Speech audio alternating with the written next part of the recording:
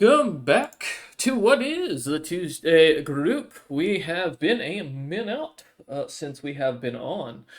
Last time we left off with the Cryptic Cabal. The party had just finished a semi decent combat as the party found themselves attacked by a weakened apex beast of a spectral lurker, as they found out.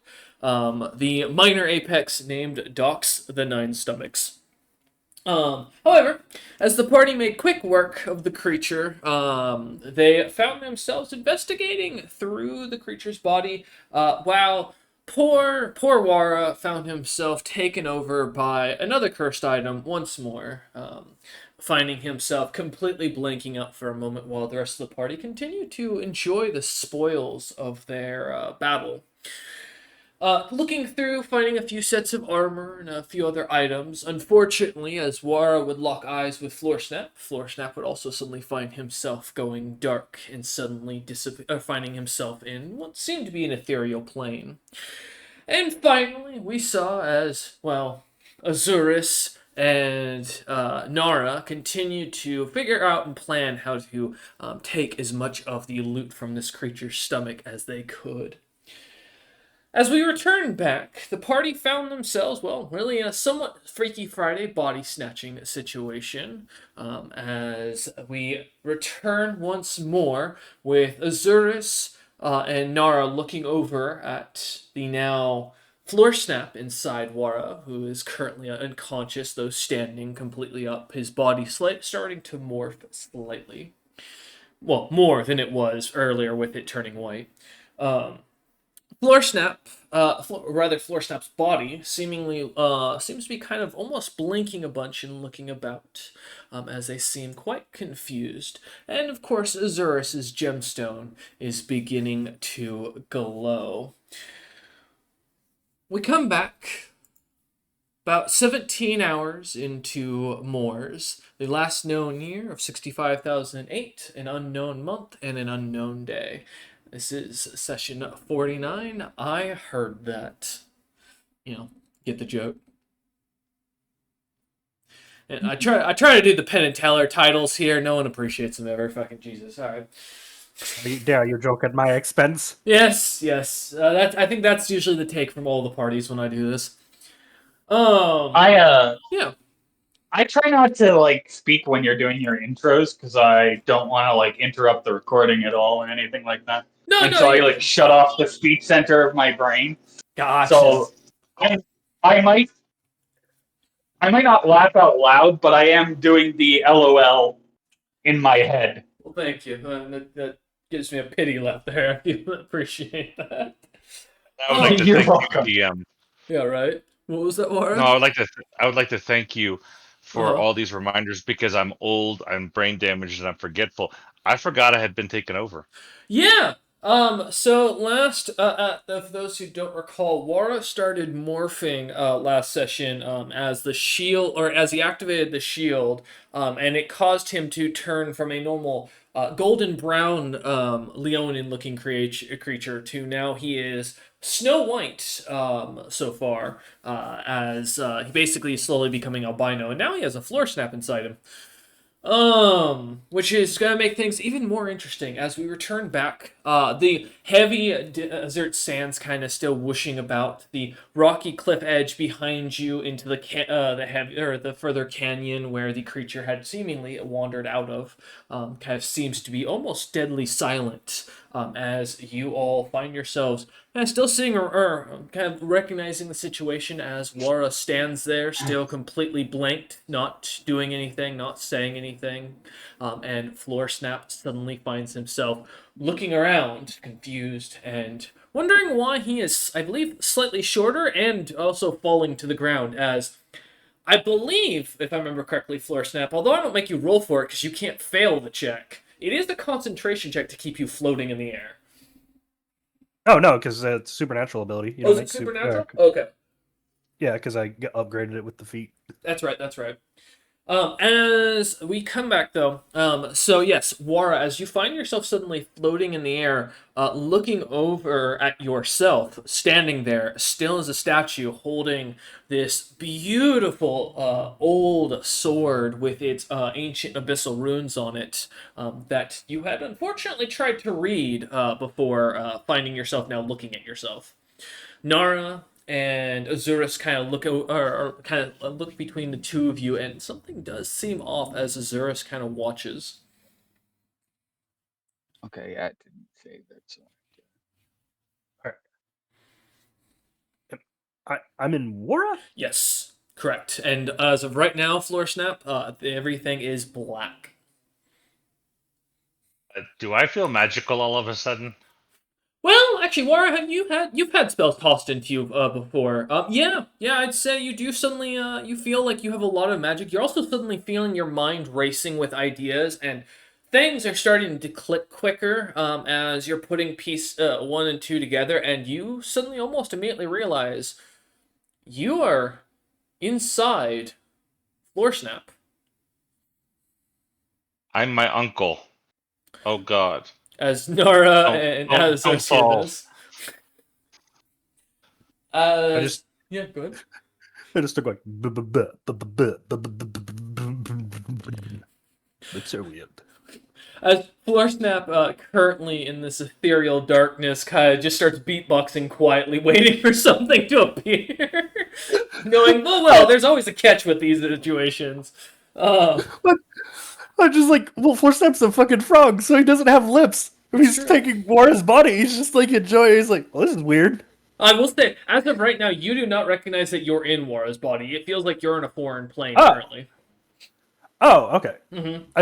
I'm just into the ethereal plane. Okay, correct. No. Yes, just to make very clear. Although, as you both, as Wara looks at himself, Nara and Azur's kind of looking over at this, you do see as Wara just kind of slowly puts his shield on the other arm, kind of sheathing the sword at his hip, and just starts kind of like pulling, using his finger to make his lips go up and down a ton, and just continuously is doing this with just a blank stare ahead. Uncle, stop messing with my lips. As you say this, Wara, give me a will save.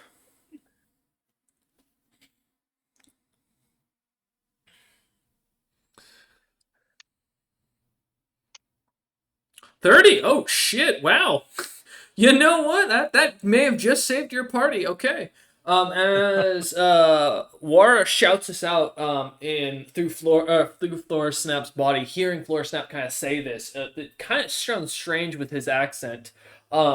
You see the magical glow of Wara's body's eyes, Wara's eyes on his body, beginning to intensify as he seems to lock eyes suddenly with Nara for a moment.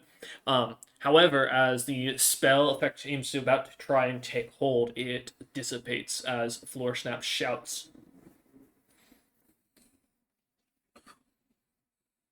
Alright.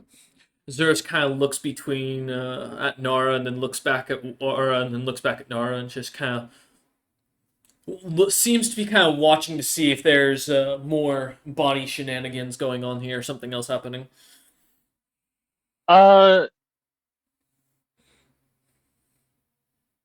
Near as I can tell, because I don't know that the thing inhabiting Wara's body is Lev's character. Mm-hmm. Because he's just standing there. Mm-hmm. I assume it's an ethereal attacker of some kind. And so what I'm going to do is I'm going to unleash Naraplefex's cough on him. And it sounds a lot crazier than it is. It's actually Horzikal's cough, but Nara is a dragon, so anytime there's a spell that has someone else's name in it, she just replaces it with her own name. I love that. That's amazing. All right. Okay. And it does. And Horzikal's cough does the following. Let me pull it up on D&D tools. Yeah, feel free. By the way, is my body up in the air or am I on the ground? You are floating, naturally. Even without you Oh, shit. meaning to do it, you are floating as Floor Snap. I don't walk like a filthy peasant. Mm-hmm. What do you take me for? Okay. You have to give me a will save. Mm-hmm. Okay. Against. All right. Well, let me find my thing here. Okay. You automatically take 1 point of sonic damage. And to make clear, you're shooting this at that Wara, right? Yeah. Okay. Shooting is specifically not like No, that's what I'm just asking who you're targeting, to be specific. yeah Wara's body. Okay. I don't like that wording, but alright.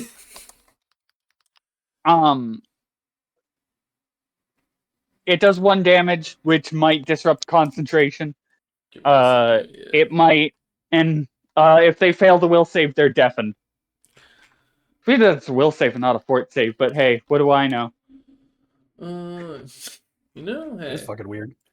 Give me a second. Yeah. Pull up my stats, because I didn't think you'd attempt this.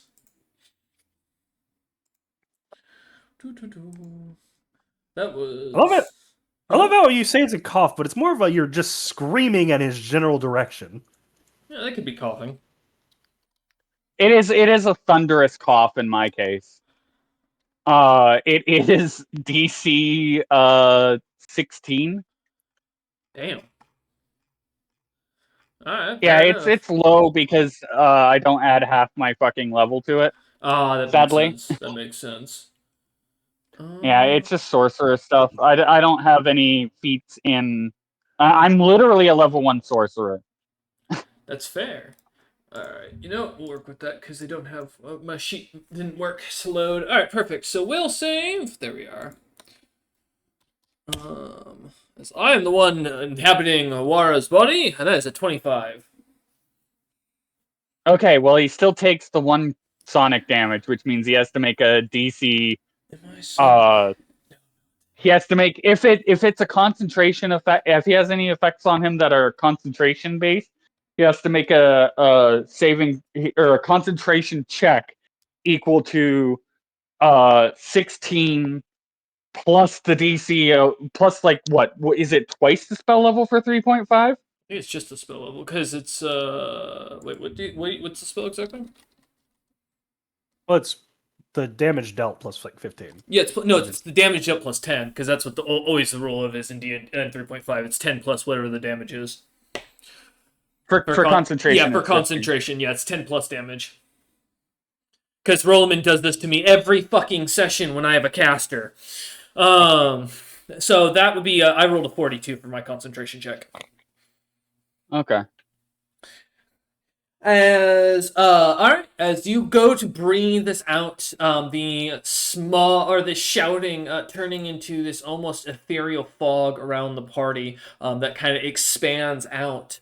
Azurus kind of takes a moment, looking quickly at the body of the creature on the ground, docks himself, and is going to grab something with it as I'm rolling off his sheet. So give me a second. That's a nat 20 for a search check, and I only got a +3. Thank you. All right, cool. And he is going to grab the bag of holding out of the corpse and shove the gemstone that is glowing in it as quick as possible. As you shout, causing Wara's body to suddenly freeze. Nara. Okay. Wara is trying to swim through the air like a classic Cartoon Network protagonist that's about to fall. As almost like he's doing the frog stroke, as I'd call it, like butterflying. Yeah.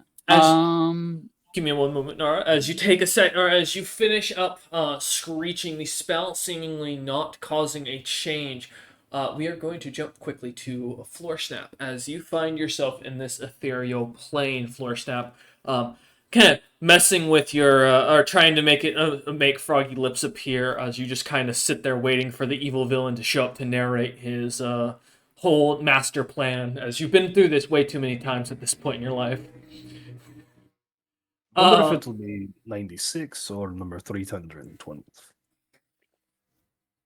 As you see a beautiful, glimmering pile of gold, gemstones, valuable magical items, wondrous items, staves, wands. All old, all runically carved, but thankfully all in Draconic as you kind of watch it, the thing move closer as you hear the creature speak in Draconic to you. Do you speak Draconic by chance? I assume so. I think so. Yeah. Let's say, Pretty might want to sure I check. Never hurts to look, Always have your languages written down, kids. Yes. Yep. Oh shit. Where the fuck is it written down? That is the question. I've got to go to the edit because for some reason it doesn't pop up. Yes, I do. Okay, perfect.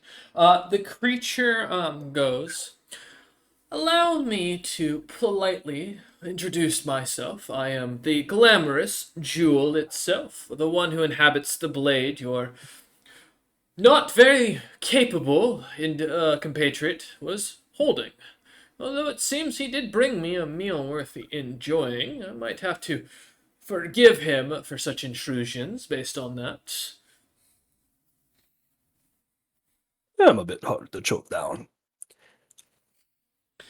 He looks you up and down and goes, I've had frog and toad before. I imagine you'll blimp up when I swallow you whole, but your magic will be more than enough to sufficiently suffice for now, allowing me to restore more of my edge. Let me see. How much magic can you take before you pop? That is a strange question for a creature born with so little power that it could not resist my spells of its own. I think it's entirely natural. In fact, why don't we speak my native tongue for a moment? And looks at you with a raised eyebrow and goes, a beast folk primitive? I don't know the terms. I think you might. And I just begin unleashing a soliloquy in frog speech. Oh no! Are you using any spells, or are you just saying whatever?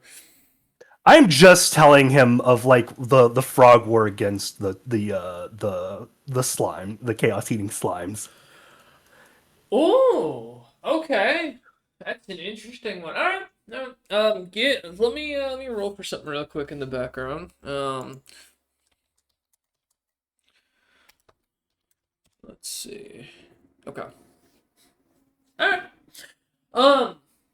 As we pop back out into the Moors plane, because it's not the material plane here, the hellish planes, as you look, Nara, your scream, after a few seconds, not really having an effect, and as you start to think about unleashing another barrage of attacks, you suddenly see Wara start spitting up some black goo out of his mouth, and then his eyes start to leak the same material, his nose, his ears.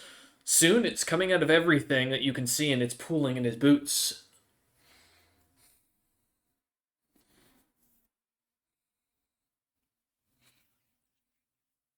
I say, War, you can talk, bro, if you want. Go ahead, Nora. So we have Floor Snap is behaving strangely, even for him. Yeah, he's swimming Wara in is the standing air. there. Mm-hmm. Wara is standing there, oozing crazily, Mm-hmm. and Azurus is Acting catatonically, like yeah, doing like all three of these names are being weird. I'm going to circle around them. Okay. Kind of tilt my head, assess the threat for a second, and then I'm going to cone of slow on all of them. Okay. Because I don't want them to take any sudden movements without, without you knowing. well ahead. Yeah, I don't want to have to fight all three of them Okay. at full stacks, so I'm reducing them down to 1 action a turn. It's a Alright. DC 19 Fortitude save. Okay. Wara, go ahead and make it with well, Floor Snap, what's your save bonus? Because he has to use your physical stats. Wait, he has to use my Oh, physical stats? Wait, is it you said fortitude or is it will? Making sure I heard that right, Nara. Well, It it's doing is it to Wara's Fortitude buddy. save. It's a what? Sorry, fortitude. I'm hitting all three of you. I'm Yes. hitting Azurus, Wara, and Floor Snap. Yeah, so Wara's gonna have to roll because he's in your physical body to avoid it. That's what I'm saying. If Got it's a it, fortitude save, that he has to use your physical saves, his mental saves. So I think he still gets like his class save. He Correct. just uses my con. yeah, So it's like I've got a +2 Constitution bonus. there you go. So whatever that Okay, to your so like your one base less, saves. one less for. That's not bad. Okay, 17. That fails. You're Okay. slowed. Well, that's fair. For me here. Not plus 15. That would be a terrifying con bonus. Or fort bonus. There is my thing as a 20. Don't mind That passes. my bad fort. And then for the other. Why is a +15 a bad fortitude save? Oh, wait, what? Oh, Jesus, it is good. Never mind. I thought you got a lower number. 20 for the other one. Also passes. Fantastic. So Wara, as Floor Snap, is the only one who fails. He's just like swimming in slow motion. Yep. As Nara, as you flutter back, give me either survival or sense motive. As you said, you were going to appraise kind of what was going on for a moment. Oh. Yeah, I have to do something first because I just used my dragon's breath. Oh, no worries. 2 rounds. 2. That's not bad. Okay. Appraise or survival? Awesome. No, survival or sense motive. Survival or sense motive. Okay. Yes, correct. Because you're save appraising the change. situation.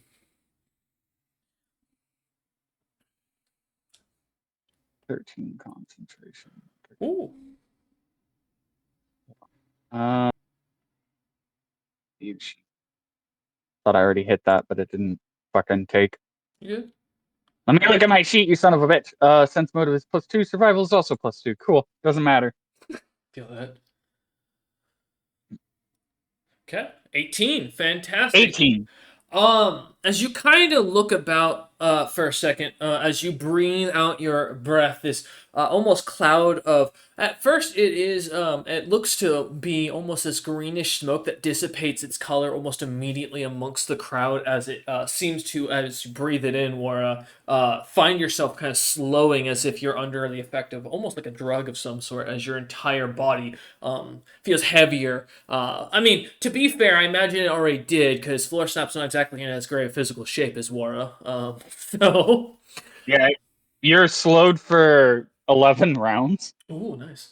But as the smoke kind of dissipates amongst them, you notice for a second that Wara's body is still leaking out this ooze-like material, and it's starting to kind of gelatinously form around his legs, kind of holding him almost in place as the body seems to start to slightly struggle a little bit, as if it's starting to kind of move forward, almost beginning to retch, as the body starts dry heaving slightly, spewing out even more of this blackened ooze.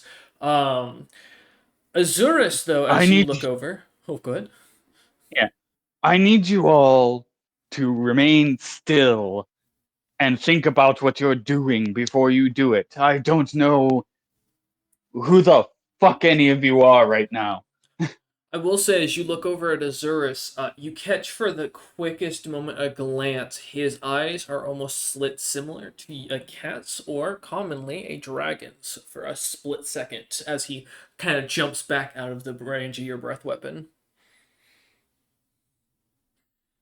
Okay. I don't like that. I am the big lizard on campus, motherfucker. Wara, as you kind of see and hear Nara say this down at you, shouting for you, basically you ought to kind of to stand still. Just out of the corner of your eye, you can just barely see Azurus jump back. And given your mercenary background, it's pretty quick for you to recognize he's got some nimbleness that you've never seen Azurus with before. As he seems to kind of lightly take a step and kind of looks over at you, watching, and then seems to look back at Nora. Yeah, there you go, Flourish Up, true. War. As I keep slowly swimming through the air. His hands, like a sloth, are slowly going up and pulling the air around him down as he slowly motions himself up further into the air. Noting that he could quicker just, levitate himself faster. Go ahead, Nara. Yeah, I take it that my 18 sense motive is enough for me to realize that while Floor Snap is not acting like Floor Snap right now, Floor Snap is acting like Wara. So him saying that he's Wara makes sense to me. Well, I mean, I would say with the weird flash of magic and then suddenly what you assume to be another dragon in the area, potentially, or a very scary cat, most likely that there's a good chance, as you kind of put together two and two, it seems Wara and Floorsnap have body switched. Which, as you take them out, you're still very confused on why Wara is spewing ooze out. As you're not familiar enough with Slod like information or lore to know really anything about them outright off the top of your head, but just kind of looking at that, you realize in the back of your head you don't want to switch bodies with Floorsnap ever, given what poor Wara's body's going through right now. Yeah. He did take damage, and it didn't cause him to move. Correct. I will say the Wara body auto failed. So. If you kind of take a second to think, Nora, we're going to jump back to Floorsnap. As Floorsnap, about halfway through your story, the Great King Ooze, Metallica, arriving on the scene, destroying everything it saw. On the outside, one of the oozes, a bit of the ooze starting to turn a little bit metal as it kind of pours out.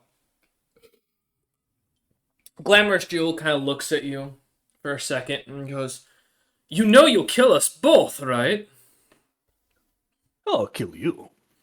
As a second mouth appears on the side of your face as you continue the spell, he kind of looks at you and goes, The body is not mine. I merely have taken temporary control. You will kill your friend before you kill me. I will make clear that I am the blade, my friend. You're just making my job easier."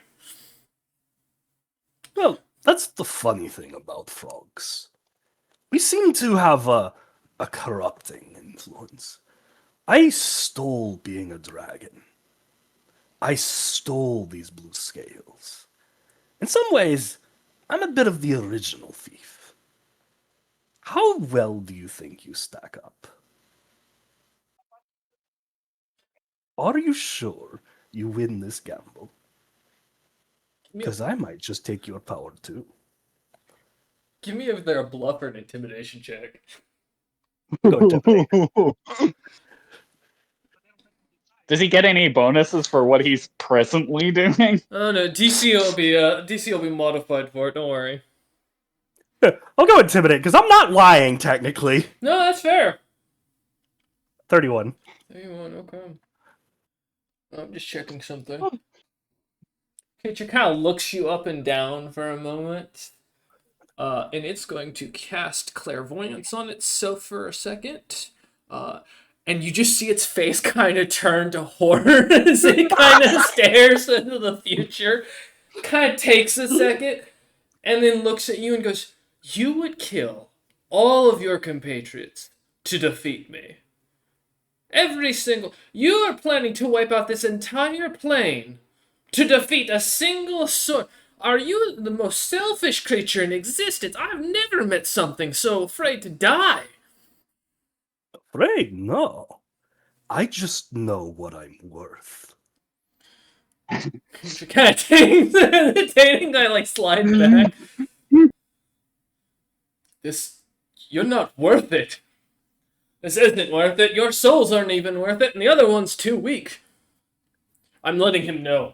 And as you feel suddenly the presence dissipate, you suddenly find your eyes kind of flipping open, and as you look over, you see yourself as like floating in the air, trying to like almost butterfly with with your entire body as you stand in Wara's slightly heavier and more grounded body.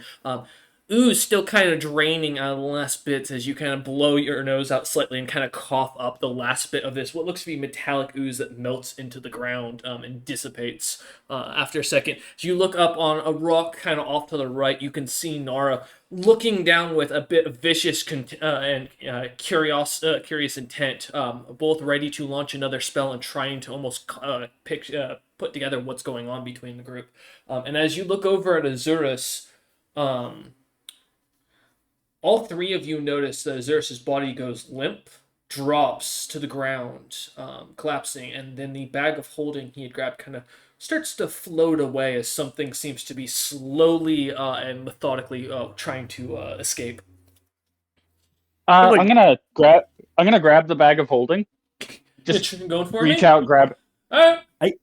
I'd like to grab Nara and then grab the bag of holding separately That's fair. with telekinesis, so that like nobody's making physical contact with it. That's fair. All right. You know what? Let Nara do it first. Nara, give me a reflex save and then a sleight of hand. It is a pocket dimension. Like it should be technically on another plane of existence. What, the gem? Yes, I can confirm that. Well, it's more if it's able to exert influence on the bag while still being inside of it. Oh. Then its presence probably extends outside of the bag. I see what you're thinking. 13 for 13 the on the reflex. Okay. And then the sleight of hand is going to be worse because I'm you may not get great close at that. You won't even get close to me. I'll be honest with the reflex, unless you got unless you net 20 on the skill check. No. As you try quickly, I'll be honest. Go ahead, floor snap, and roll your reflex, and then the sleight of hand. Oh, I'm just gonna try and grapple it. Oh, you're just gonna grapple me? All right, yeah. Then reflex, and then roll grapple. The reflex is to see if you're fast enough. 3. Yep. That's thank you. +3. I got a 25 on the reflex. All right. That will succeed just barely for what you got. They grabbed me. And okay. For grapple, you get a +5. From what? Well, no, he's using his mental stats. He's not moving Wara's body because Wara's slowed currently. So if he did, he'd actually he wouldn't make the DC. Yeah, I'm just which thankfully despite being in Wara's body, my ability to do any of this doesn't go down at all. Nope. 49, you motherfucker. I think so. By nat 20, I can lose by 1. Actually, it's more like 4 or 5, but you know what? Still, I'm gonna try for the nat 20 to see if I can succeed. Oh, we were close. Almost. As you grab hold of something, you feel a physical presence as suddenly the spell dissipates, and you see, in a humanoid form, more like a dragonkin-looking creature, this pale yellow, not like a yellow dragon, make clear, as, you know, Floorsnap would know the difference between yellow and gold and all that. This creature has like a pale, almost whitish yellow scales, a long Fu Manchu that seems to be like stuttered with little gemstone signias that you recognize immediately as symbols from the collective of Pyrus. As, I mean, you guys have seen the books enough at this point. And as well, these thick reading glasses over his draconic eyes, as what you see is a tome dragonkin. Now, friend, why would you leave the party so soon? I think we were just getting to know each other. I don't know. I think you're speaking of my friend. That wasn't me. Oh, don't worry. We'll get to know each other much, much closer. Come. You and just start dragging steal from kin? I bellow out. I'm gonna... Okay. Even though I'm, like, in the air telekinetically, I'm gonna use my tail, which has my staff in it, and set the staff on the ground to show that I'm like, I know my family doesn't technically exist in the outside world, but he might not know that. I set my fucking staff of office on the ground. Okay. I'm like, you fucking whelpling! How dare you! As you watch as he's kind of pulled over in front, Wara in Floor Snap's body still kind of fluttering. Yeah, I love the Wara fully speaking really slow as Floor Snap has been telekinetically talking to me or telepathically talking to people. I mean, I guess you could telekinetically talk to someone, but that'd be a whole new kind of mechanic there.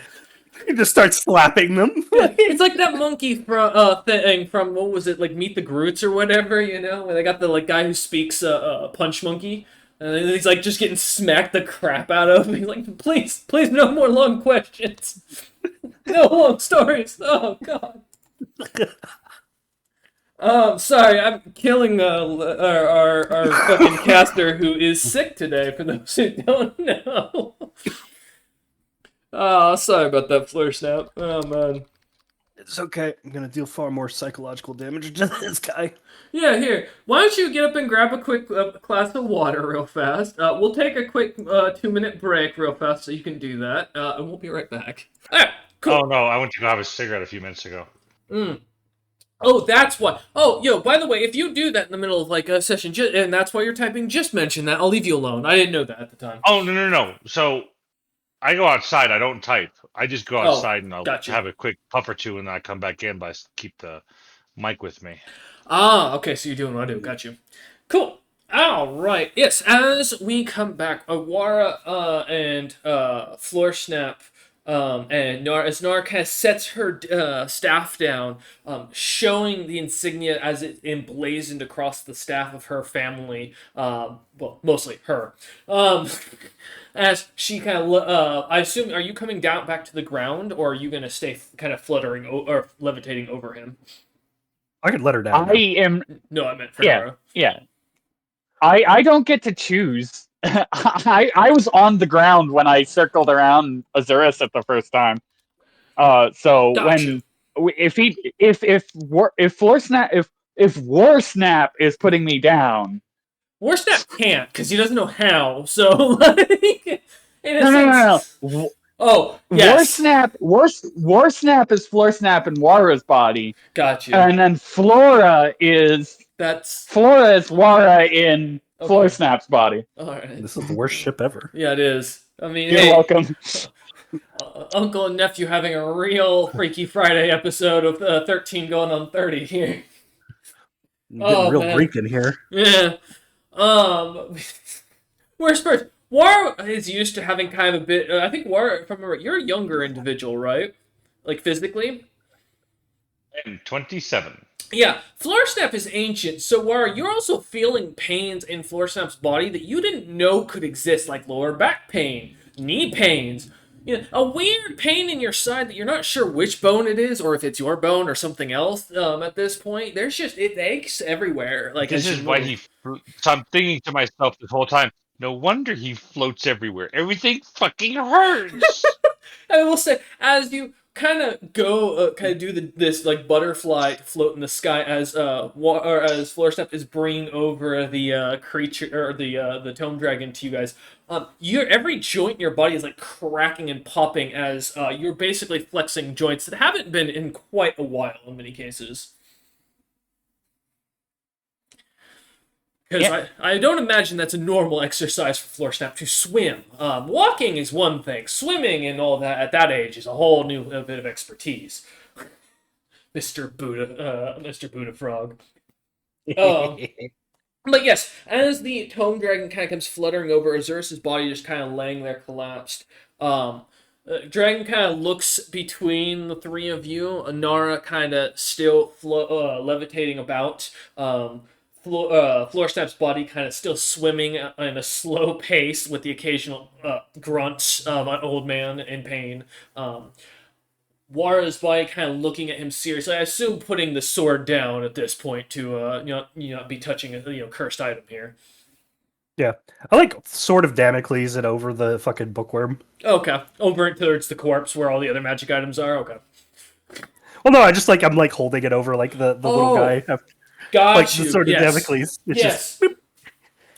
As you bring it over, he kind of looks at you with the tumbler and kind of look immediate concern. He goes, no, no, I could be helpful. I know things. I know lots of things. I'm not from this plane. I can maybe get you out. You guys seem like good people. Please don't cut me with my ancestor's blade. I don't want to be stuck in there again with him. You could have led with that. And maybe you could be not on the menu. Oh God, But thank you. You're just gonna eat me? Oh Jesus. Oh, I'm gonna do you I'm know how gonna choose to slot land. digestion works? well, Oh, sorry. with a slot. I'm gonna land with a thud. Just stop hovering, so that way there's a loud thump Yeah. announcing. I was like, Did you not just see us? I point up with one of my dragon fingers. Send someone to another plane of existence. The expressway. Looks between you lot and goes, yeah, so? Do you really think that we would do our worst against something like that? You're stealing from us. No, I'm not. That's a problem. What do you mean? I'm not stealing anything. This gemstone was dangerous and your friend's stupid. I was trying to get it away from you lot, well, and I was going to steal the druid's corpse. But that was payment for trying to save your lives, and you lot seemed more powerful than him. Down here, that's just How usually many- payment enough. Oh, impregnate it. What? As you see, he goes white. I just kind of like look at like my nephew for a second. Nephew, you're the one with the impregnation tools right now. You know that, right? Ow. Oh, you just. I think at this point, the minute and 6 seconds is probably over. Yeah, that's fair. Oh, fascinating thing you should know about slutty biology. Some of us have parasitic reproduction. So, you're a universal recipient. Would you like to be a slod? No, I can be helpful though. And that, I'll be honest, you probably want to lead with the parasite part, because I was really concerned there for a moment. Can Well, you It's get the blade away from me? I'm not really, I'll be honest, a combat caster. Well, it'll stay there as long as you behave. Kind of looks at you for a second and kind of takes a second and goes, "Whoop, okay." Uncle, how do I move faster as I keep swimming? Just literally will yourself forward.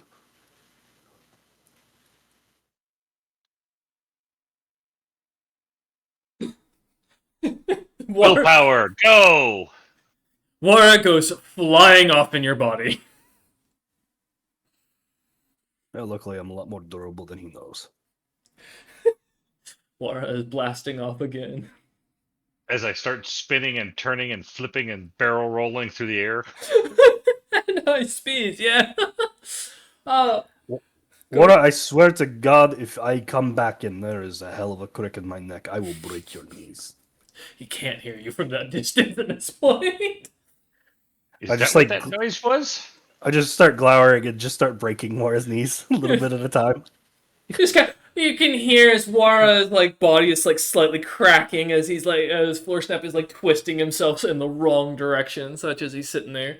The Tome Dragon kind of continues and looks and goes, "So, the blade near my throat, maybe we can work together and I can explain what happened and the situation."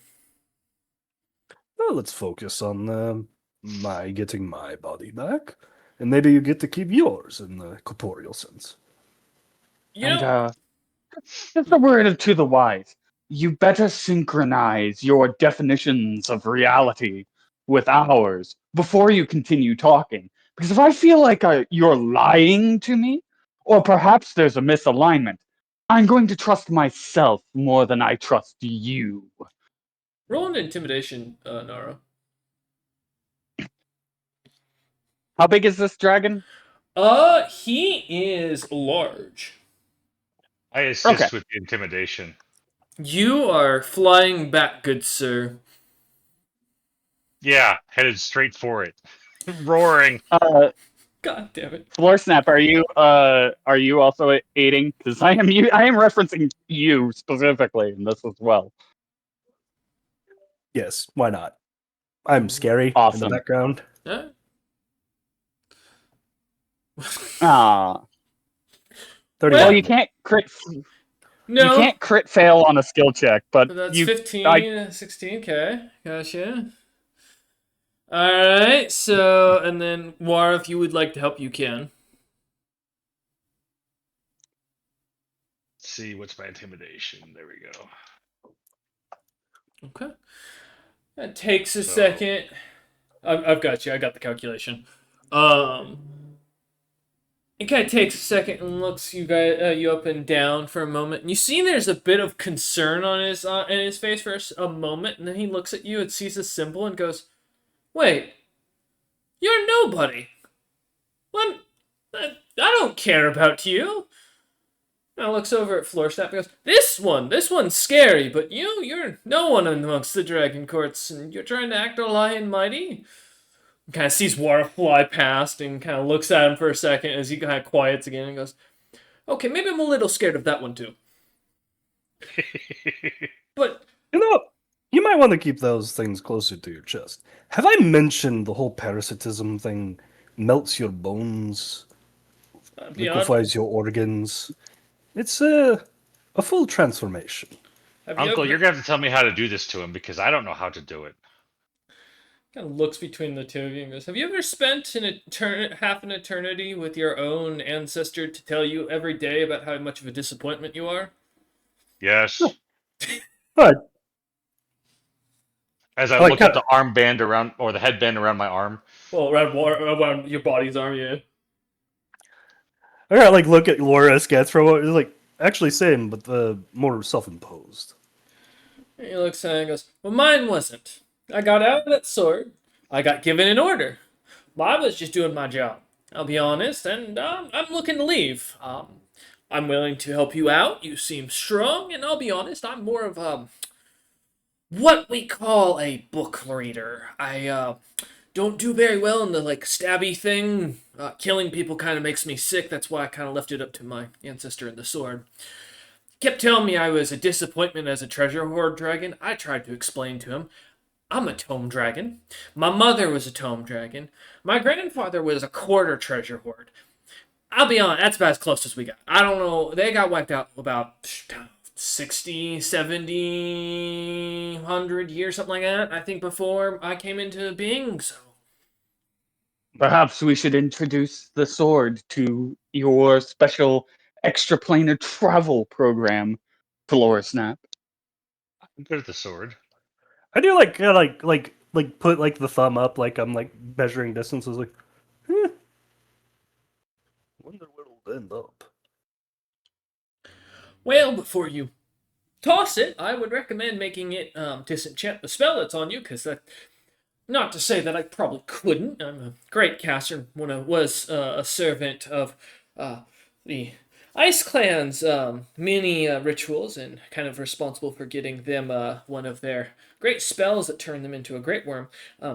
I am not the one who cast that on you. I am the thief who was told to take over his body, take it with me as payment to get out the gate, and take the little orb that was a trap that was very dangerous, and I didn't want to watch you all die.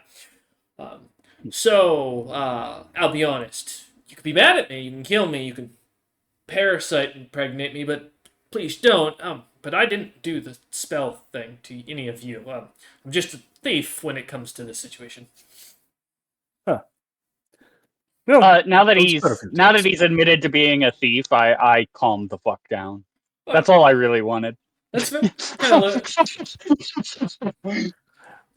From one thief to another, you should pick better targets. I'll be honest. When you get beaten down and threatened by your ancestor that they'll take over your body if you don't attack the people that you're looking at, I would normally agree with you, but I like having my body, and I figured you guys would either win or I didn't have to worry about it. So, tell me about your ancestor. He's a treasure hoard dragon. He really hates the Aussie clan. The sword he's stuck in is technically a god sealing sword that I personally actually found and was researching before. I ended up down here. Um, yeah, there's a seal on it that if you read it, it's an abyssal. Basically, it says in common. That's a rough translation. He who wishes the glamorous jewel will become gluttony's wish. And I think he did something with one of the beings down here that used to rule gluttony, or he was a ruler of gluttony. I'm not sure. But as far as I know, he's stuck in the sword. The more treasure he feeds on, the stronger the sword gets. Downside is the stronger he gets, and the easier he can exude his powers. He's not Great Worm, I know that, because his family couldn't do the ritual, but he did swallow a horde. He is one of the treasure hoard clan itself. I look down and fact check him on his translation. I assume you're not reading it out loud, but reading it in your head. Yeah, because I imagine it roughly translates that. The terminology is a little bit more specific. It doesn't say gluttony's champion as you read it. It does say gluttony's knight. It would be the specific terminology. It could be interlocked or interchangeable depending on the phrasing. Good. So he just talked about dragons eating their own horde to gain immense power. Okay. Is that common knowledge amongst the dragon courts, or is that like the ritual secret that? Yeah. The ritual itself is not known to any other than the clan that was famous for doing it when they existed, but way before they got wiped out, because they were one of the dragons that were killed in one of the many wars. Okay. And it was a lot like their clan was the mentality of we don't have a Great Worm thing, so our most powerful are going to do this. Now, supposedly, from what you'd roughly know from without a history check, was that their end came when they all tried to swallow each other's swords and then cannibalized each other until one was left and he was killed, supposedly. There's variations to the story. There's some that say he led an army out, or that they all made a last-ditch effort leading out an army. It's kind of a 50-50 on what came out of it. But short answer, yeah, they're all dead, and they've been dead for centuries. Does it look like the gems and ritzy bullshit on this sword could be removed? Give me an appraise check. Okay. That is a good question. Because if it can, then the surefire thing to do here is to just start removing the gems. I will say the blade itself is pure gold as you look down at it, but it is it has been tempered and refined to actually hold an edge. The gemstones in it. We'll go 11. Perfect. The gemstones in it are all ruby, and they are designed. The hilt of it is designed almost in the face of a golden dragon's head, with the ruby eyes. And it does have the words, and I was actually pulling that up real quick, on the hilt in Draconic. Let me just find that. To answer your question, it does not look like they'll be able to easily be pulled out. I'm just going to pull up my dragon thing real quick for you. So I want to make sure I give you the right clan name, because I don't know if you'll want to use this later. God, the dragons are like 60 pages. Oh, Jesus. All right. I'm going to Control F this mother. Give me a moment. You know, the downside about being a DM who writes his own lore, I don't remember most of it. So, yeah, let's see. That's them. Oops. Oh, what the fuck? Why did you go back? There we go. Give me a second. I'm just trying to see which name it is. I think it's Clan Urahe.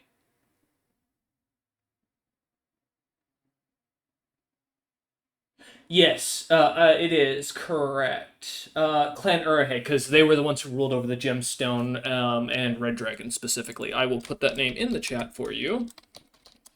Equals treasure hoard dragon clan. And then if you're ever curious for what war they're specifically mentioned in, just for your own note, that's what it is at on the dragon page. Okay. All right, cool. But yes, as you look at it, you're pretty sure that these gemstones are almost like designed to be encompassed into the gold. So you probably have to break apart the gold to take out the gemstones. I say this out loud. Huh. We'd have to break apart the gold in order to remove the gemstones. The Tome Dragon kind of speaks up and goes, I would not do that. Breaking those kinds of items tends to unleash the creature, and that one was designed specifically to seal a god named Moitlin, and is very powerful. It is only about, I mean, I guess if you want to think about it like a bag, it's only about like 3/4 of the way full. As he takes a second looking at it and goes, but if you tear out the gemstones, you let him free. Hmm. Roll Interesting. It sounds like we have a lot of bargaining chips, and you don't. Looks at you and shrugs and goes, You have me at blade point. I have no weapons. A bag of holding with a gemstone that's calling a herd of, well, the creature you just killed earlier down on us. And I can't see without my glasses on. Yes, I would say I'm at a disadvantage. Hmm.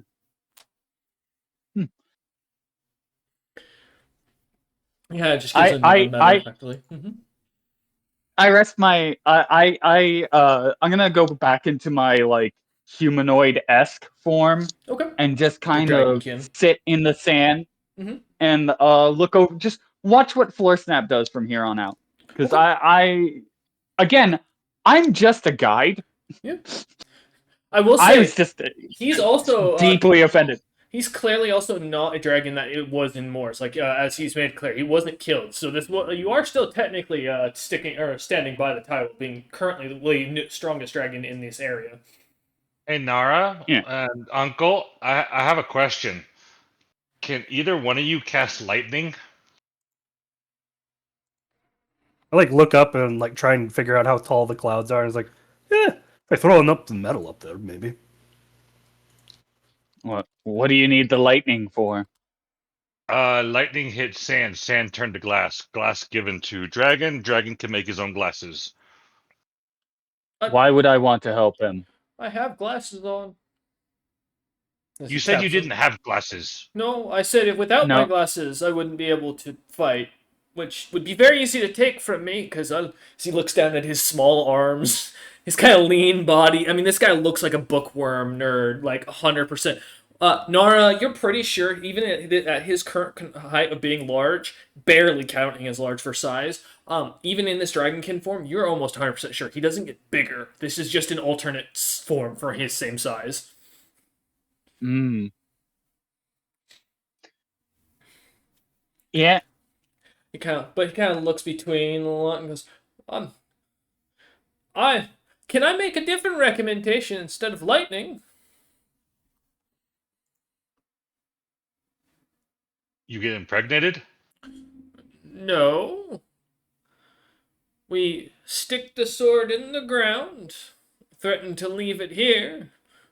We leave the little bag of holding with the item that tracks the herd. The herd swallows it again, and it gets taken away for miles, and then, well, we have nothing to worry about. Either the magic will break because they'll be too far away, or he'll eventually get tired and give up once we get to the material plane because spells, while powerful, can't switch or go across the planes unless they're of like the highest casting abilities.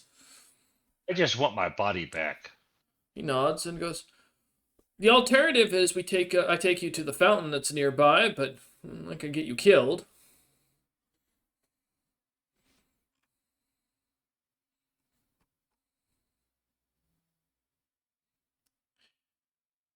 I don't know what. I'll leave it up to Nara and Uncle to decide what happens to you. I just want my body back. What kind of fountain is it? One sec. Yeah. There you go. He kind of looks at you and goes, "It's a fountain that basically removes magical effects cast upon a person. It's well known by the locals of Gluttony as a spa for adventurers and such who tend to get caught in terrible, long-lasting magical traps and such. They retreat back and go there for a day or two and enjoy themselves. I mean, it's expensive, but I have a free pass because I kind of know the owner. Why would it cause us to be killed? Well, you probably have magical effects on you, given your powerful adventures that you might not want taken off, and so you have to be careful as it nullifies anything, even the strongest magical armor, weapons. I mean, besides that sword, I've not seen anything else that's been able to go in there and keep its magical powers. It doesn't take your spellcasting ability, from what I can tell, but it takes like the magic out of the body and like removes your spell slots for the day. Well, my magic's all innate, so. Kind of looks at you with a weird with an eyebrow raise. Oh yeah, it's not fair. You would lose horribly. Yeah, Hmm. I haven't used my staff yet, so I'm not bound by it. Yes, correct. I'm saving it as a last resort. I was afraid this session that I was going to have to use it. Right. And I will say, Floor Snap, as you say this in your head, you do hear back in Draconic. Are you offering a deal of some sort? Depends. I rather like, well, stirring the pot. And I think You can't hear this. I have the inkling that you might have a way of payment. Motherfucker just said, "Hey, wait, what is my payment again?" Oh. Richard kind of takes a second and goes, "It's gonna roll." That is a 65 for a sense motive. Are you being honest that you're willing to make a deal? Yep. Okay. Like, he's definitely gets like the inkling that I am scheming behind the back, but it's not to fuck him over, it's to make sure he can't fuck me over. Kind of takes a second and says, "I can tell you where an ancient artifact of your people is that could gift you something you seek based on the memories I was able to attain during our brief intermission." In Mars? Or you mean out and about? Yes, I can tell you, you'll make it to the material plane if you follow my impudent great-grandson. And it could be a very good benefit you with the item that your sailor has already taken, the one who owns this body. Between those two, you should be well set up to achieve your next step of your goals. Perfect.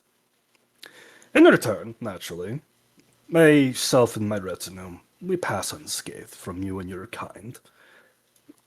I impose one backlash to ensure that, well, this pact doesn't go unbroken. I will tell you a single truth if you break this pact, and it will destroy everything you love. It takes a moment and ponders. I see no reason not to agree to this. I do have one condition. You leave the spoils of the creature, other than proof of kill, for my return. I will be distracted but ravenous, and I can't guarantee your survival if I have nothing to eat. Allow me to eat the armor and the magical items left behind, and I will turn and go after the other creatures that are coming your direction. If you don't mind leaving the cursed orb that is going to get you all killed, I would love to eat that to attract stronger creatures down here for a time. That'll be my guest. I like think for a moment. It's like, we did need to use or keep the bones, but fortunately, There's no I'll be bones. right back. creature has none. Yeah, that was the one downside, as you all realize that we're very happy about is, oh shit, this creature has no bones. Because I believe it's, you guys didn't, well, no one checked it last time to figure out why, other than that it's a plant creature. Yeah, it's just it's a plant creature. It doesn't have bones. No, I will say, for reference, looking at the body, it does look like it had bones. They're just not there. I mean, the creature is fully able to stay stable without them. Well, But I don't know if he just magically like fucking vacuumed it up before, like after do you like the care? media. No, I don't That's give the the real slightest. question. Yeah. I could fucking care less. Also, like Azurus might be pissed because we're like passing up valuable, like quote unquote valuables, but fuck him. He's unconscious, and He is. the only thing that I wanted to do was eat the armor to get potential mutation points, but I already mutated and don't care anymore. That's fair. So I just like kind of like give it like the mental nod and say, "Right, well, enjoy your freedom, and do me a favor. When you take the throne of gluttony, please, please make a little frog statue and put it on your like right next to your throne.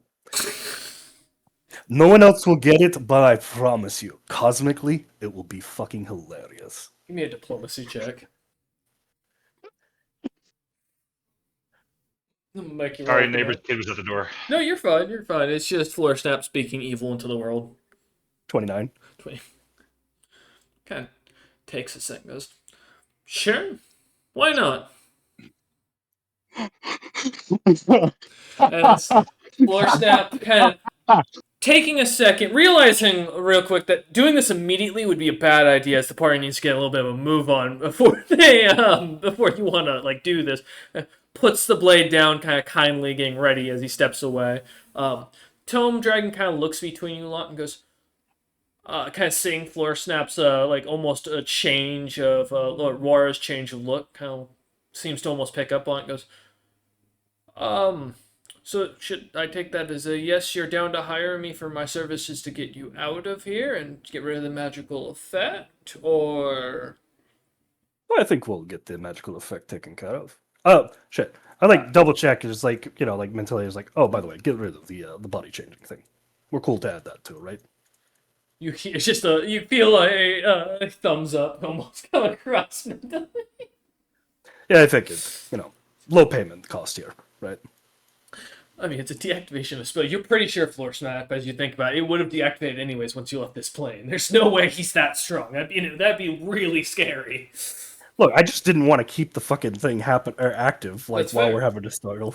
That's fair. It was like if he was petty enough, it just like kept it going. I was just covering my bases real fast. Gotcha.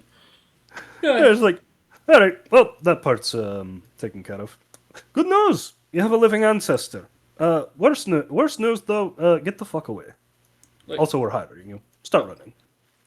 I don't do the whole like physical labor. I tried to tell him about that. Got it. And just pick him up and start moving him. He is only about 600 pounds. Like he is light for a large creature. Yep. I'm I just gonna- do, like the telekinetic shuffle. It's like we just start. Yep. Go ahead, Nara. I'm gonna turn back into dragon form, and then I'm gonna use my nose and scoop Azurus. fucking Azurus' unconscious body Okay. and nestle him in between my wings and curve my I don't know if you've seen what copper dragons look like. Yes. They have very good wings for this specific maneuver. I'm gonna turn my wings into a cradle for him, and I'm just gonna trot after Floor Snap. Okay. All right. Sounds good. Which floor snap? Well, Floor Snap in Wara's body currently, I assume. Yeah. The one Floor carrying Snap, the other I believe individual. is what I called it. Mm-hmm. The floor step Okay, with the so- powers. We're going to the well or the pond or whatever. No need. No. I just like turn and yell like a word, or like just a small phrase in Slod, like echoing down towards where the sword is. As Wara, you kind of launch yourself with a quick mental thing. As at this point, you're not yet comfortable with the flying thing, but like picturing yourself like thrusting forward almost like forward. It gives you like these like slowdowns and then speed up and then slow down again as you kind of keep up with the group. As the three of you kind of look back for a second, as Floor Snap speaks and the sword starts to slowly crack and grow and expand expand out as the gemstone of the hip or at the hilt where the dragon's or golden dragon head was begins to form into a full head, pulling as it launches out this like almost golden spider web towards the spectral lurker's body and starts pulling it towards it. The armor being almost absorbed, other magic items being absorbed. I also want to take a second, Nara. I assumed you re-picked your staff up to take it with you, right? Yes, Okay. I never let go of it. Okay. It's always been in my, it's like tightly bound into my tail right now. Okay, wanted to make sure, just in case, because I was gonna say if you didn't, or if you did, it's getting eaten. As the creature starts kind of growing and expanding, and you see a proper treasure hoard dragon begin to gain a decent size as he gains up to huge and kind of swallows everything whole. And it turns the other way and starts galloping off into the wastelands towards as what looks, as you recognize, is a large dust cloud that was coming your way. The Tome Dragon, completely confused, kind of looks up at you Floor Snap, as Warren goes, You know, I never thought muscled individuals were very intelligent.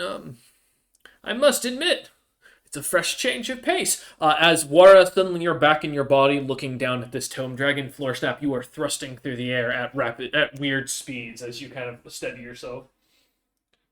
Now it's all of a sudden floor snap is walking in the air, and I'm thrusting, standing still in the sand. Just like stops and like mid throw, looks him out, arms out, still holding this individual. Wait, what? Kind of looks Am I back in my body? Cool. Yes, nephew. Tom Dragon kind of looks up at Warren and goes, "Oh shit." Yeah, don't worry, the smart person's still around. It's just No. also the terrifying person.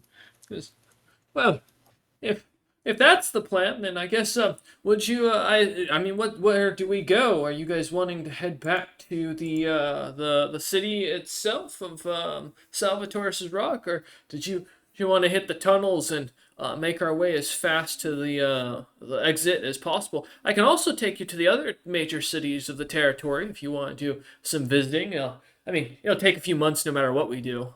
It's not fast. We need to go back and get that ant creature and the other frog children. And Nice, don't we owe Mitchell. that wizard 20 pounds of the creature we just killed?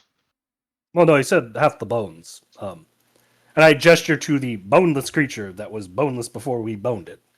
Yeah, because I have the bones in a bag. You do not. No, it never had bones. It never had bones. Oh, that's right. That was the running gag, because you guys ran into it wounded and could not figure out why it had no bones. Yep. I was like, Yeah. the price was for bones. They don't exist. We didn't cheat him. They just don't fucking exist. So you also didn't bring anything back from the corpse other than a piece of its skin to prove that you killed it. Which I have in a bag. Yes. It's not significant enough to like make it worth a pound or anything like that to make clear. It's just proof of kill. But yeah, as you, so he kind of looks at you lot and goes, "So Salvatore's Rock, okay. Well, there's a big tree about 4 miles north of here. If you walk past it, in about 6 hours, it'll automatically walk you into Salvatore's Rock, the town. It's a cool trick I learned when I was out here in the wastes, dying from thirst." As he gives kind of a almost eerie-looking smile at the idea, and kind of goes back to his nervousness. I give him a curious look because like dying of thirst, like for a smart in the back of my head it's like, so he's supposed to be the smart one. Okay, sure. You cannot be nephew. I already have one of those. You can be grandson. Come along, grandson. Aha! I outrank you. You know, I have a name. Yes, grandson. Looks at you and goes, "Great, another person who ignores me." Oh, I won't ignore you. I will teach you. That means you're my younger cousin. Looks up at Wara. Did you know I was there when the Clouded Age was still around? Kind of looks at you and goes, "Well, I've met older sluts than you. Oh, I've been to Limbo. Actually, to be fair, I fell into Limbo. It wasn't exactly a want. I got grabbed by a few adventurers and thrown in, and they laughed at the whole situation. Got how are smacked you not around. dead?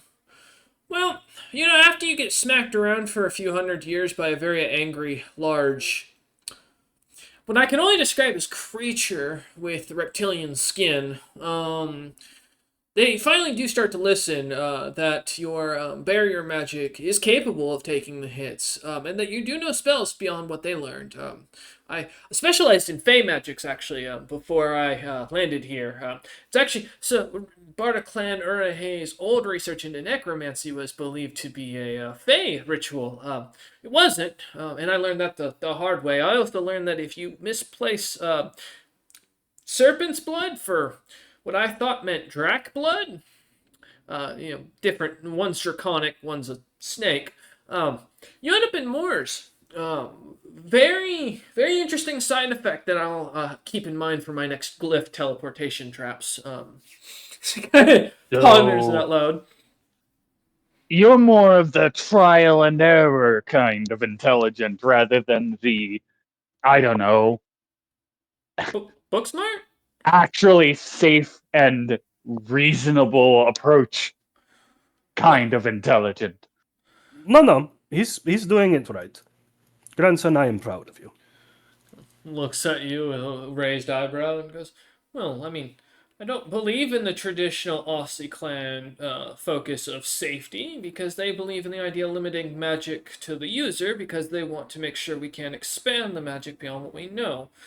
Safety is merely an illusion. Without study and understanding fully the concept, you can't fully use it properly." Yeah, as he kind of takes, as War is still carrying him, as you guys are like flying and jogging through the desert, he kind of like puts his finger or his talon or his claw up and goes, "See, this is a firebolt." As he kind of casts it in his finger and goes, "But if I make it smaller, this is now called a candlelight." Now, it's the same kind of magic, but in the same amount of ritual or valuables to make it or components.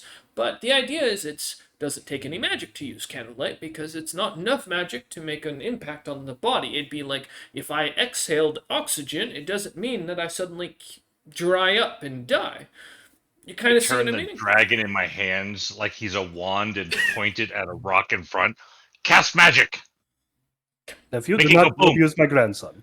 Looks at you back at you, not appreciating being manhandled, but clearly having been used to being manhandled, as he is not at all phased. And Jess looks at you and goes, "Fine. What spell do you want me? Oh, here, I'll use one of the ones I learned from Planet Urahei." And he speaks in Draconic, mixed with what sounds like Hag in there. As he splits the tongue, and you see a bolt of lightning fly through that anybody who can cast, give me a Knowledge Arcana or a Spellcraft check to find out what he just did. Natural magic count enough? Or the fact that I know hag? Yes, correct. Okay, Yeah, cool. if you have magical abilities, it means you have the ability to sense magic, is the idea. Fair enough. I just want to double check. Oh, 100%. Well, I rolled like shit. 18. 18. Narn? I think you can cast, right? Yeah, I'm just really bad at knowing things about magic because I'm honestly a novice sorcerer. I mean, you're a brutish dragon. You're here to fight and kill and use combat spells. 16, not bad. Yeah. Between the two of you... Technically, I'm a trickster dragon. That's fair. That's fair.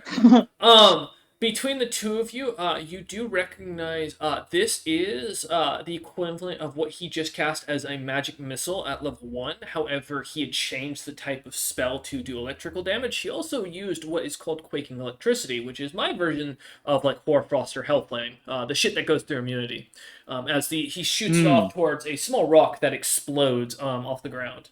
And he goes, as an example, once you understand the spell on a fundamental level through experience and use on the battlefield, which he kind of looks up at Nara and gives a slight glare, where I spent most of my youth studying magic, and then kind of looks back over at Wara and goes, you can pretty much make it into anything you'd like.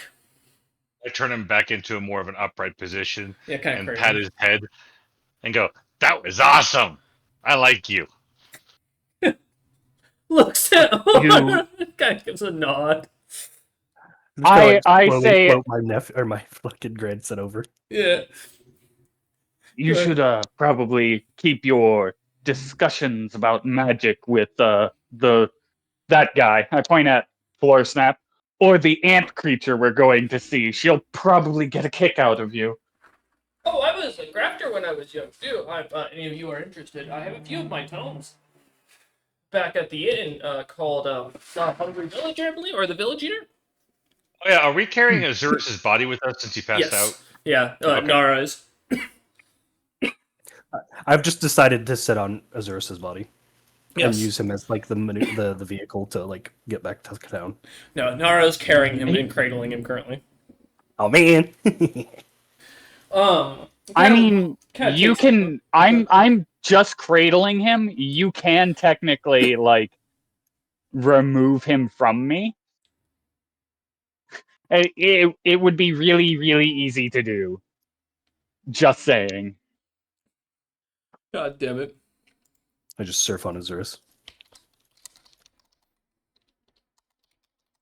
You know, as you start surfing on Azurus like a surfboard, like Pikachu in that one fucking Pikachu surfing YouTube or game. Goddamn, it's been a minute since because I think that was one of the ones in the Game Boy Color. I Yeah, because swear- you get like surfing Pikachu out of it. Yeah, I think so. But 100%, yeah, as you start kind of surfboarding across the sky, he kind of looks up and goes, "You know, my name is not grandson. Just to be very clear, I am the last page, or at least that's what it kind of translated in common, which eerie name for the fact that I was the smallest of my clan and my litter. My brothers were 3 times my size. My father's a goddamn apex monster on the material plane, but here I am." And he looks down at himself and goes, "Clan Urehe's offspring." I like kind of just like magic him up to be like meet eye contact with me and says, "Well, tell me your name. I have to confess, you've earned my respect. I see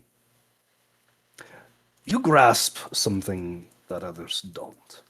There's no safety in power." Kind of nods and goes, "Well, yes, I mean, when I grew up young, we fought because we had to. Mercenaries, I mean, my father might have been an apex beast, but we weren't recognized by the dragon clans and we were treated like crap, so I fought to make my money to pay for my tomes and my education.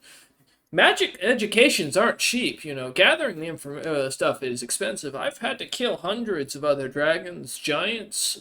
I served under as a mercenary for these little like short people with white hair when the fire giants descended on them and started attacking them. They were called sun giants at first, and they switched their name. It was a horrible thing." Oh, what is your name? The last page of Clan Urehe. Oh, I thought that was a title. My No. apologies. In common, that's what it translates to. My draconic name isn't really something I go by, mostly because the symbolism in Tome Draconic is. And he kind of whispers, leans in, whispers in your ear, and he basically says the N word for dragons and goes, "That's my name in Draconic." Your parents were dicks. Kind of looks at you, goes, "It's not. My parents didn't give it to me technically. It's the name I was given because of my battlefield prowess. My born name, we just in our clan are just called members of Clan Urehe. We earn our names through feats. Mine was raiding and taking people back to sell for values." Yeah, honestly, not so different. Kind of looks at you and goes, "I imagine Deslotty would understand my experiences." Kind of looks at you and goes, "I've researched quite a bit into your people's biology and the history. The Cloud Age was quite fascinating for magic, though the enhancement magic was never something for me." Oh shit, Azurus showed up. Azurus, are you here or are you just listening in? I'm getting everything set up on like my character sheet and all that kind of stuff, but I Oh, am no here. worries. Alright, welcome in, welcome in. As Azurus kind of flutters awake in Nara's cradled arms. Yeah, Um, I just I start. thought oh, sorry, he's being surfboarding. surfed My on. apologies, yes. As he suddenly awakens, realizing he's being used as a surfboard as floor snap. He's facing downward. You just see sand traveling really fast underneath him. Yeah. Wara is just kind of jogging to keep up. Looking up, seeing Nara fluttering by as the poor tome dragon is in the air with his pale yellow scales and kind of large, bookish, nerdy appearance. His thick glasses kind of dotting his eye or crossing, kind of covering his eyes. Aye, this would be a new one. Oh, Captain, you're awake. Good. Oh, my surfboard is lumpy. Oh, you're awake. Oh, sorry I knocked you unconscious, but you are quite valuable being a djinn, so you have to understand I was just looking for some, extra pay. You didn't need to tell him that he was already unconscious. Well, I don't want any hard feelings between me and him. I mean, it's that'd be terrible if we Who found are out you? later. Oh, Oh, That's yeah. last page. Yeah, my name's Last Page of Clan Urehe. Nice to meet you. I got banished down here, but from what I can tell, based on your friend Wara there's body, probably a few tens of thousands years ago before you were born. Um, my ancestor was in the sword that made your friend down there, Wara, nephew, kind of start kind of going and spewing ooze. And then oh, that was me. I was having a staring contest with your ancestor. He nods, yeah. He goes, At the thought, I spit. Blech, blech. you still do taste black pudding ooze, and it does not taste like black pudding. It tastes like earth and a little bit of viscera, to be honest. Oh, that reminds me, last pitch. Did you know that you can scare shadow elementals and they will kill themselves? No, I've never heard of a shadow elemental other than in books. They're theorized, but no one's ever proven their existence. Yeah, Oh, we also got a place apparently a for little you. suicidal. Oh. Kind of looks You can down scare at him to death. Azurus as well and goes, "Is he going to have a discussion as your or as your board the entire time, or?" Honestly, not the weirdest position I've been in. Yeah, it's honestly, to be fair, when I was younger, used to just kind of drift like this. It's a little therapeutic. Wouldn't you say, Azoris? No. Really? Huh. I just It's kind a of like little pause and different like, it's a little different than the kind of therapeutic sailing I'm used to. The stand kind of smacking him in the face to kind of emphasize that. I don't know, it's working great for me. Anything would work great for you. Oh, by the way, we released the Ancient Dragon. I got What? I got payment for it with knowledge. Also, this guy is gonna help us get out of here. So, And I'm back Hey, in well, my that's body. fine. Oh, that's right. I forgot that you two had a little Freaky Friday moment. Don't ask what that's about. As poor Floor Snap has no idea of the cultural reference. Being an old man, does not keep up with that. Wara, you do remember seeing a small play while in a Knighton that was being advertised about something called Freaky Friday, where two individuals of different ages seemed to swap bodies. It was a very unique one because it was the idea of a snow dwarf and a frost giant switching. The snow dwarf being quite old and the frost giant being quite young, which was paradoxical because the snow dwarfs live for much less time than the giants. But Captain, today's Tuesday.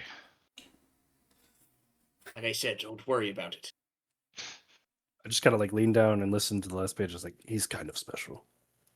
Excuse me? You're using me as a fucking surfboard!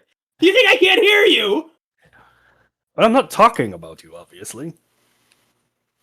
This page just kind of looks between a lot of you and then looks back at Nara, and suddenly there's a sudden understanding as he grasps everything. Goes, Oh, you lot are like heroes. Oh, that explains it. I met a few of them when back in my day. A group called the Iron Flock. You remind me a lot of them. I'm terrible to fight, by the way, but very similar to them. Oh, I'm not a hero. Well, if I am, then the world is fucked. Neither was the Iron Flock, but for some reason, as I keep getting told, that they were recorded as great people. Yeah, history often gets it wrong, having lived most of it. He nods. But about there, as he kind of points, there's the tree. And we've still got 2 hours to kill. There's not much shade other than that, so we'll have some time to rest and recuperate and stretch for a moment before we can get back to Salvatore's rock. Otherwise, it'll take us, I don't know, maybe a week to get back, given your guys' angering of the desert creatures. Which, And by when the he way, says stretch, I look at Uncle and go, "Yes, you should stretch, Uncle." I stretch. Remembering the aches and pains in his body. yeah. I stretch the amount that is needed. Maybe do a little bit more, Uncle. I'm looking I'm out for your health. I'm not taking health advice from somebody not even 100th my age. But I'm more limber than you. Floor snap, the bafflement of medicine explanation that you have to go there to get to this man's thick skull is beyond you at this point, man. I just like silently nod and is like, yes, you are more nimble. And then I fucking chuck him 40 feet in the air.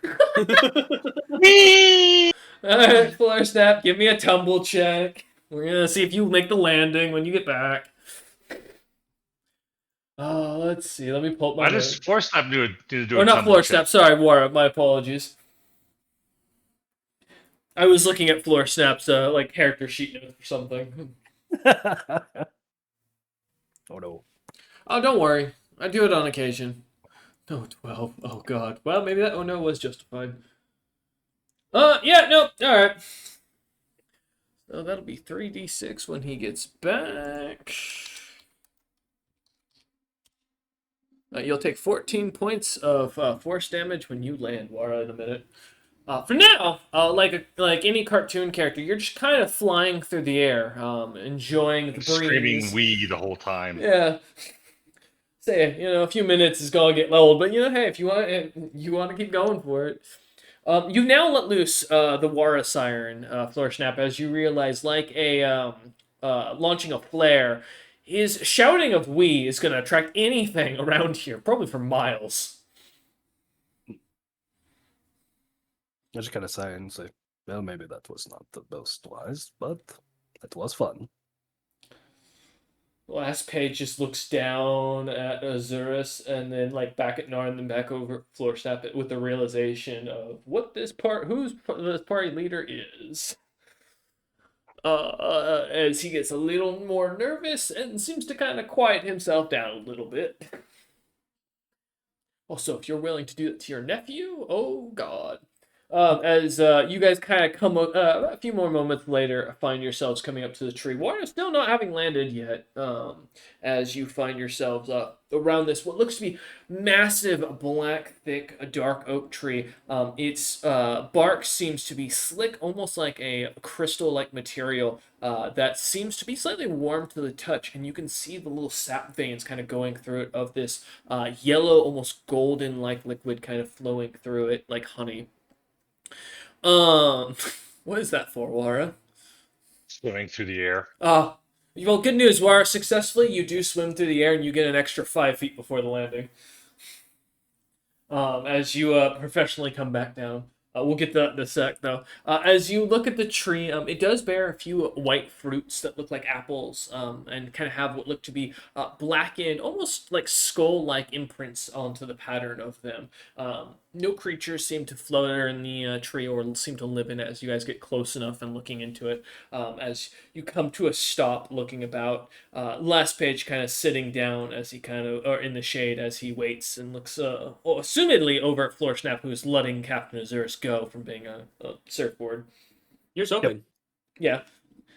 As you do, he kind of looks over and goes, So, how did an ancient slod, someone raised by hags, a dragon who thinks themselves important, and an individual of one of the ancient devil clans come together to be adventurers? How'd you know I was raised by hags? Oh, when I knocked you unconscious, I read your mind. Well, Why that's didn't not you very mention nice. me? As Wire comes landing about 5 feet over, kind of dropping to the ground, and kind of looks over and goes, "I did. Your clan is an ancient devil clan, one of the ones who fought against the Closen." That's news to me. It is, I'd imagine.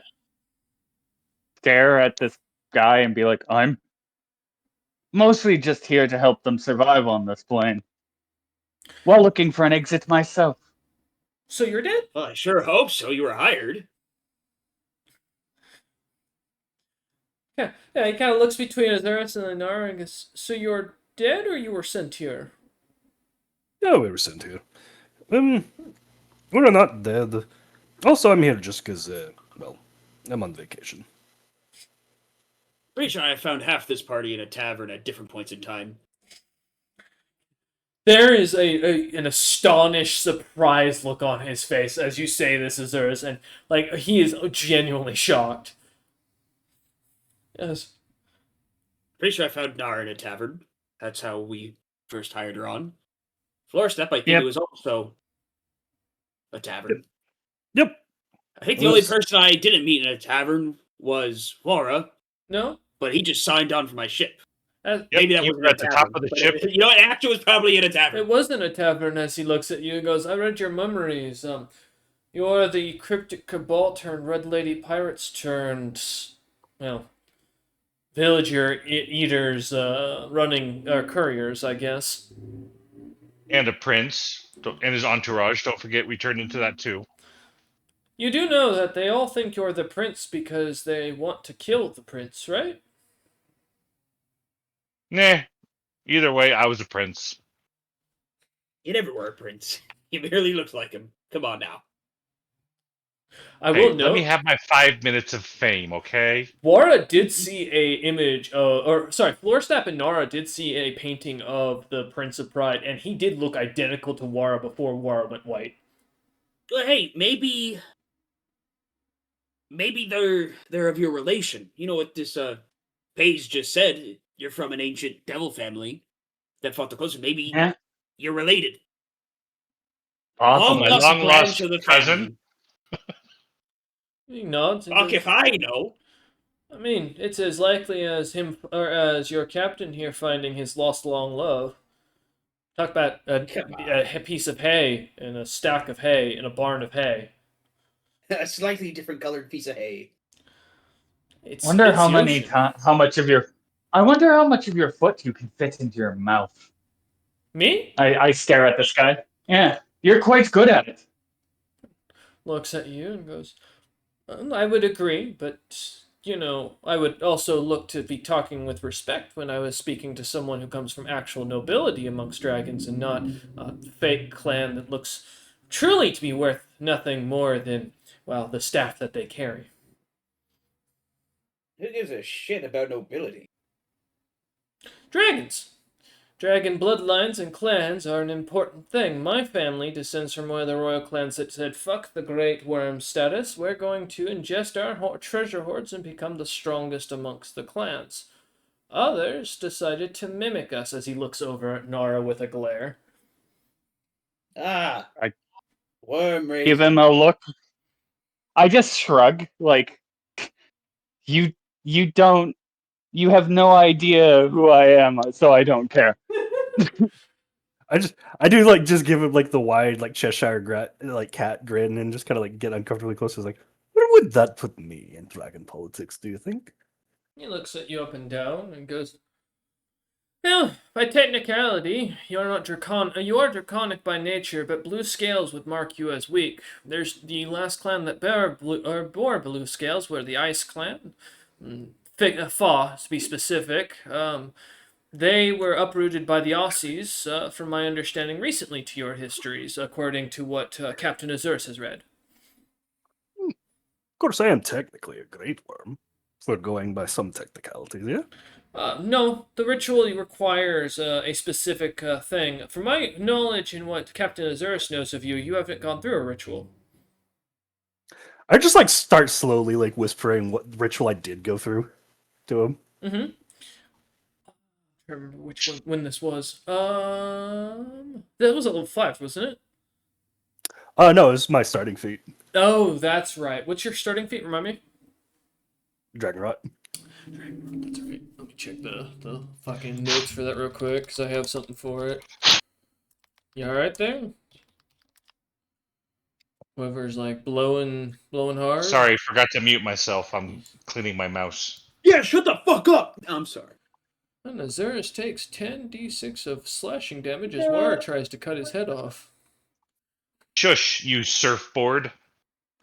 I'm not a surfboard anymore, and I'm your boss. Oh shit. Okay. Yeah. So he kind of looks at you and goes, "No, because technically, by tradition, great worms are their own thing. You have to go through a ritual that the Last Thought, a creature from the Fey era, created. Most you'd be considered a worm. Ancient would probably be more of a correct perspective for your species specifically." To reference Floor Snap, he has just basically stated he has met older Slod than you. Well, I knew that because he said he went to fucking limbo. Yeah. And yes, I remember that. Okay. That doesn't make you a great one, though, I will be clear. I mean, it wouldn't matter. 'Cause No, I'm not. no. Like, I You can't go obey through the ritual anyways. Then I strictly obey the whole no epic if you're not epic. Correct. I don't give a shit what the fuck that thing That's says fair. in Draconomicon. Yeah. It could go fuck itself. No, I got you. But he kind of looks at you up and down and goes, "Oh. In Dragon Society, though, you'd be considered a half-breed.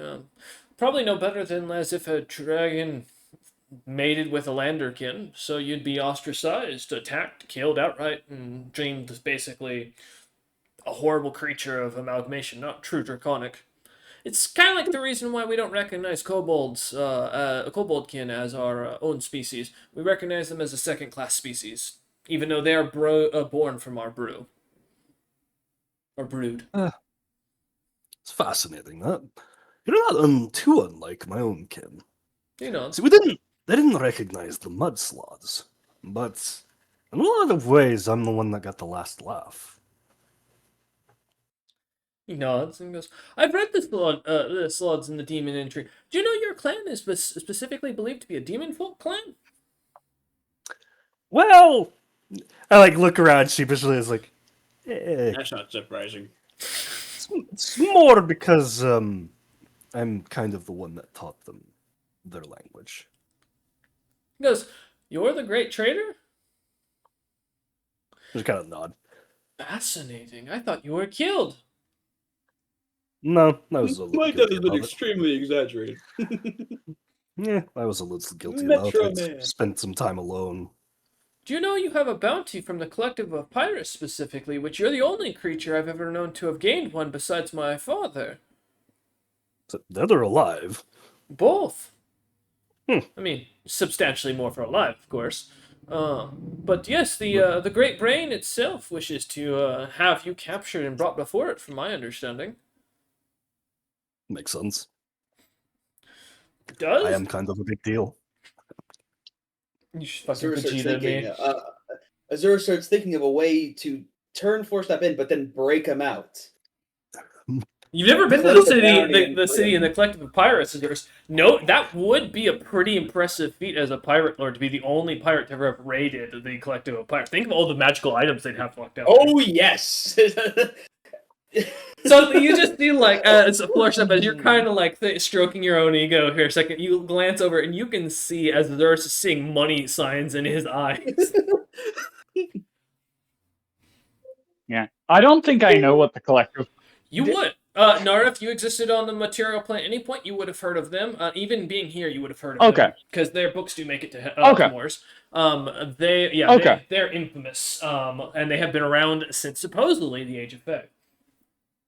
Yeah, because if I remember correctly, my clan was supposedly wiped out a long ass time ago, Yep. but the truth is that I ended up here. Yep. Last of my clan with the stupid staff. Yep, your clan is one of the unnamed casualties of insert war here. I mean, like, you could pick any war, depending on how old you wanted to be. I don't think we agreed specifically as of yet. So, Physicality wise, I'm like 200-ish years old right now. yes, But Morris's time flow is weird, so and clan-wise, your dragon clan could have existed all the way back to the ancient times. I mean, that's kind of the idea. You never know. yeah. So, but I got you. As he kind of looks between a lot of you and goes, so you're a collective of randomly capable individuals, and then the reject dragon over there. I bite him. You wanna Just full bite him. go on? Try and bite me! I dare you. My flat foot is the same as my main AC. Come at me. That's basically true for any dragon. Shut up. He's also grappled, so I don't I'm not. care. No, I was let go a long time ago, assumedly. Yeah. Ha! He flicks his tail away quickly and goes, as I said, uncivilized.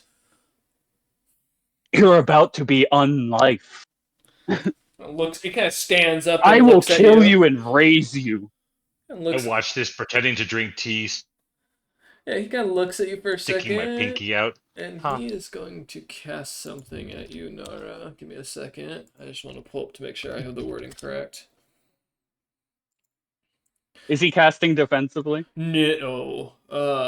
This is, wait, what is F/DF? Slash divine focus? Oh, focus. Yes, thank you. Okay, making sure. I was like, wait, hold on. I haven't seen focus in a minute. I'm just saying.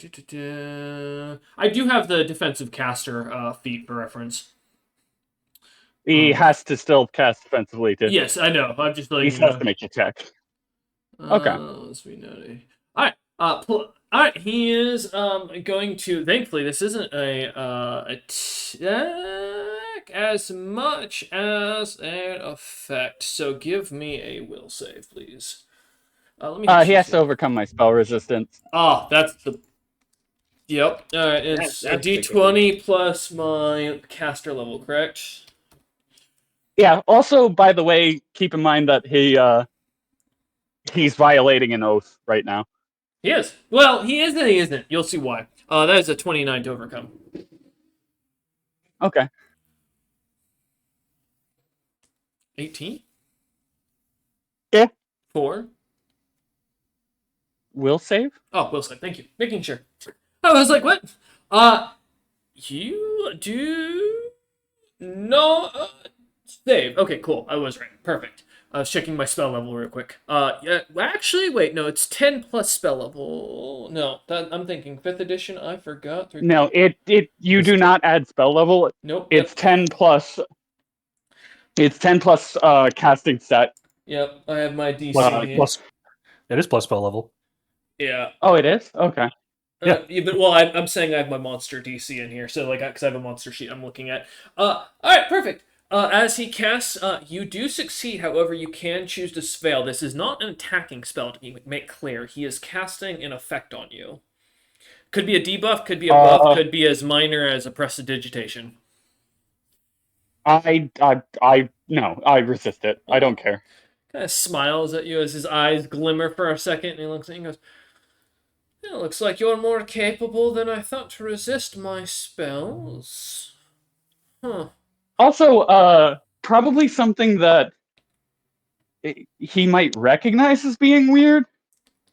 When he casts a spell on me, the names of all of my ancestors flicker across my spells of my scales. They glitter with they glitter And as there's the runes. Yep. there's not a lot of them. As the glimmering kind of goes, the glow of almost like this golden coloration across the scales of Nora as the spell fails, and looks at Nora and goes, not as useless as I thought. I was only meaning to give you an example of exactly what's going to happen the moment you attack me, as I was granting you clairvoyance to see the future. I have spells that will barbecue your insides and make it so your soul becomes trapped inside me permanently, to never exist or escape but to power me up as you watch me exist, as I've done to other dragons that challenged me. Understand, I am not a noble. I am a man who has fought on the battlefield, and I have slain dragons as he gets closer to you, Nara, and gets like up in your face, far bigger and far stronger than you. And yet, for the moment, I hold the advantage. For now, I do not have my tome.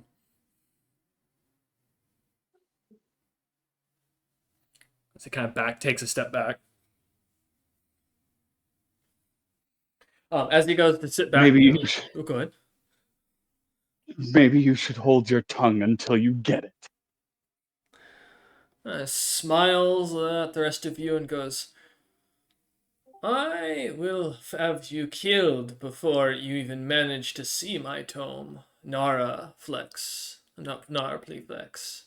I will make very clear, I know your clan, I know what you represent, and you are nothing but an unnamed bastard child to a clan that has done way more than you're ever going to manage to do yourself.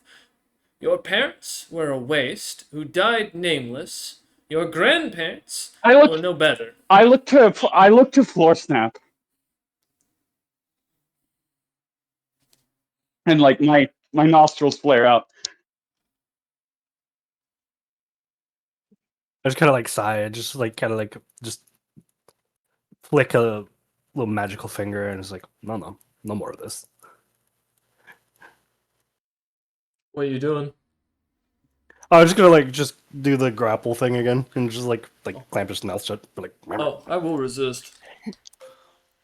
I will beat you. God damn it. well, I'll roll to humor you, but no. People are rolling that one.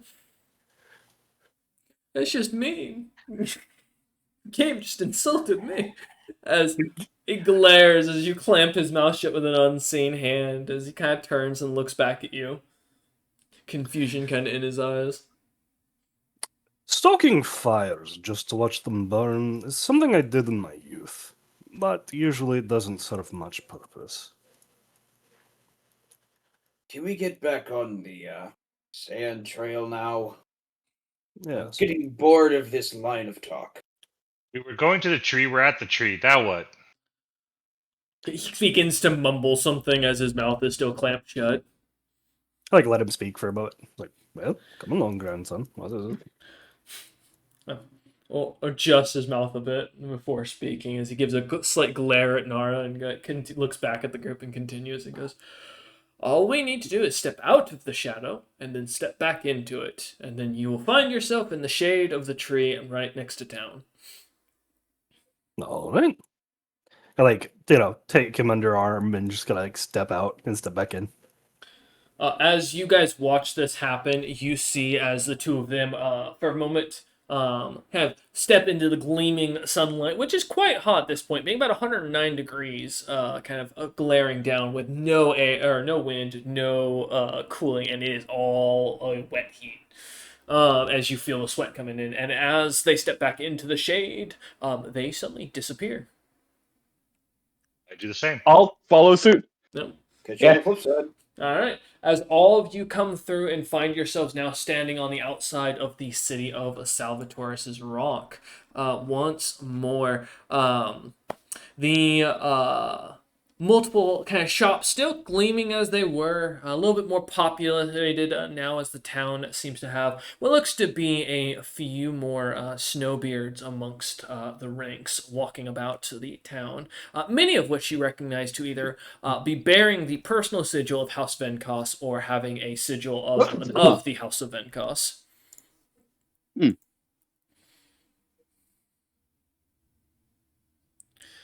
Okay, I'll keep that in mind. Flourish now. As you guys find yourself kind of coming into town. Sorry, was that Azurus? Actually, I have a question for my dear companion, Wara. Mm-hmm. Yes. Do you happen to have any large quantities of ale on you still? I would need to check my bag. Yeah, well, you check that. Yes. There's also something for Azurus. Azurus, you can remove that gemstone you had earlier from your bag as the party fed that to the creature, Which one? the one that was activating. Don't worry, it was crazy cursed. Yeah, the one that was activating last session that you were like, oh shit, cool. I think it was also the one you were given like the session prior. I forget the name of it off the top of my head. That's trying to remember what it was called. Hey, Because I have a lot of crystals. time to look through all your crystal notes. Hey, Captain. No ale. Alright. As I you, even checked my pouches and there's nothing. as War kind of like opens up all of his pockets, like taking everything out as he sets it down on the ground before putting it back. All right. I will note as you look around, having come out of the shade of the tree, you do find yourself back on the edge of town, in the nice little garden at the back end of the Church of Ella Ugbo that you guys had been visited previously. This is the guy's place. Mm-hmm. Neat. Absalon, for reference. I like point my nephew to the tower. Is like, you know that guy? The tower. He kind of looks at you and goes, or well, you talking to Wara, who's your nephew, or? Sorry, grandson. Son. He kind of looks at you and goes, I know about the Ella Ugbo worshippers in town. Yeah. That's why? Yeah. Apparently, he's a quite powerful archmage as well. Yeah.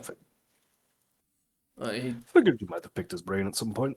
no, I just know of him from his story. When I went to go and fight the fire giants and sun giants that attacked the dwarves in the Demon Wing Mountains, I think a few, I don't know, 100 years, maybe 200 years later, the frost giants, led by some young upstart named, what was it? Utham? Something like that. I don't know. He was a mouthy kid. Mouthier than all hell. Thought he was going to be better than his brother, son, I guess.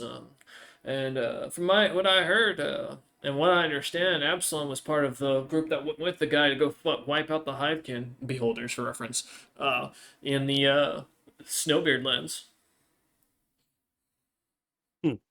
Oh yes, I think I met a few of those. Looks at you for a second, pondering which one of those mini creatures he just mentioned you with. Just fire, sun, frost giants, beholders, fucking snow dwarves, and looks at you just like with confusion. I clarified nothing. Yep. But he kind of looks at the ancient and goes, "So what's the plan? You're gonna go to the inn, show proof of kill, and then what? You want me to take you to meet with the eternal right of Salvatore's?" Sure, if that's where we get the fuck out of here. Well, Oh, also, your ancestor promised me that you had knowledge of a slutty artifact. looks at you for a second, goes, "Of course he did. Let me guess. This was part of a deal he made? Yep. That bastard wants my fucking notebook." Yes, I do have information, but I think he failed to tell you where it's put. So my laboratory, before I kind of mixed up the bloods and kind of popped in here, was being raided Mm-hmm. by the Aussie clan. Well, so we'll have dragons to slay, I imagine. It's probably in Dragon's Crown, in the big wizard towers of that the clan protects, and has a bunch of big statues around full of ancient dragons that'll kill you. Yeah.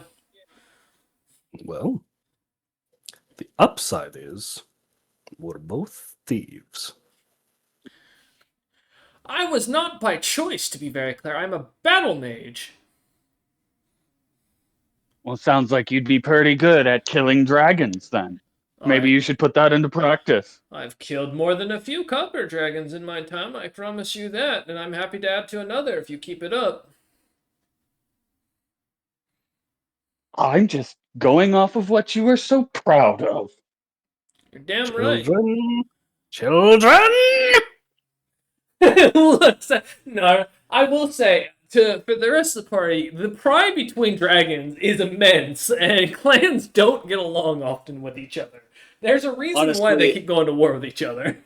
Azurus is having such a great time watching this. This is so funny for him. He's having a blast. That's fair. It's gonna have a blast up to the point where I'm telling him we're fucking storming Dragon's Crown.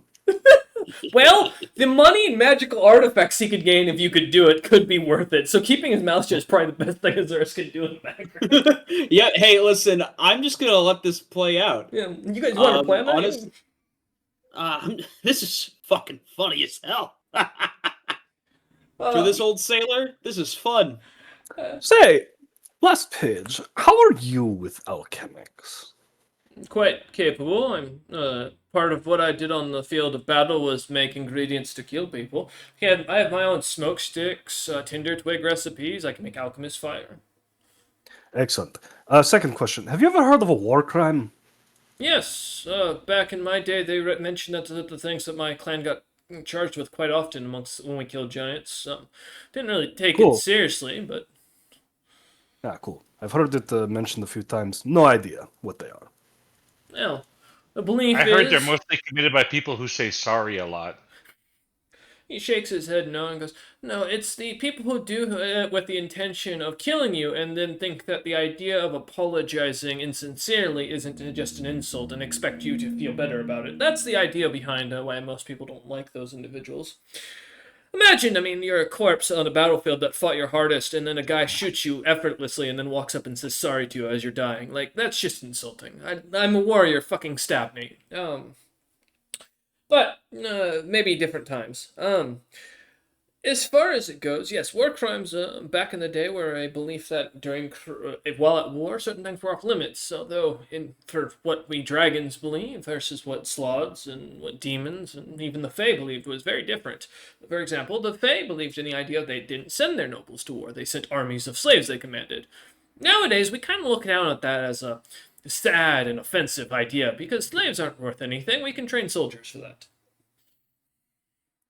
So, it kind of varies. And I know the dwarves believe that, specifically, like using diseases in warfare is considered a war crime, while as the blighted lords of amongst our old ancestors almost managed to wipe out an entire other species for our survival using disease. Now, it did almost kill all of us, in fairness, but, it worked. Sounds like just a collection of good ideas. I have a logbook somewhere that I collected a while back from someone that was down here. It's called the Nar and Law and Attorney book. I'll take a look. Maybe I'll find some inspiration. It's made by the same guy that made Art of the Deal? He looks at you and goes, no, but I did meet an individual down here that is writing something like that. Did they also write War and Peace? No, that was a Loxodon book. Tale of Two Spires? Never heard that one. He goes, maybe Well, it's being written. The upside is, if you have enough alchemical knowledge, then we can probably conquer Dragon's Crown before we set foot in that son of a bitch. I have the knowledge, I don't have the valuables or the ingredients. It's like knowing how to make an explosive, but not having the materials to make it. Just because the idea is explosive doesn't mean, Plus, I have magic that can, destroy walls and cities. What do I need to use alchemy for? I just use it for component creation. Yeah, you'd be surprised. Pep slowly strokes his long Fu Manchu at the idea and goes, oh.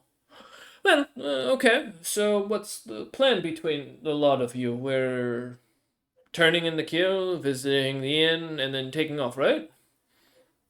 That's my plan. I don't know what the hell these guys want to do. That's also my plan as it happens. Nods. Well, I plan on, of course, turning in the goal, the fucking kill, whatever the fuck, and then find the quickest way out of this fucking plane. Yeah. Literal hell. It's the quickest way is the most dangerous, but I can guide us. There's 3 routes from here. As he kind of like starts walking over towards the tavern, being the village eater inn itself, and kind of goes. The central way is going through the center of moors, which is where a lot of creatures walk and wander. But it's about 2 months to move through there.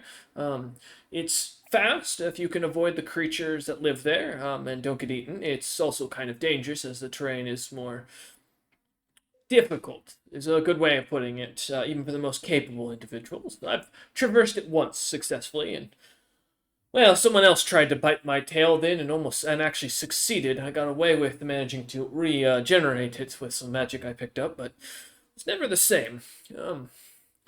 Kind of looks at Nara with that comment and then continues moving forward as he continues on with his tale and goes, or continues on with his explanation and goes, the second route, about 4 to 6 months worth of movement takes us right around the ring. Less chance of big, mean, nasty creatures attacking us. More cultists in the area, though.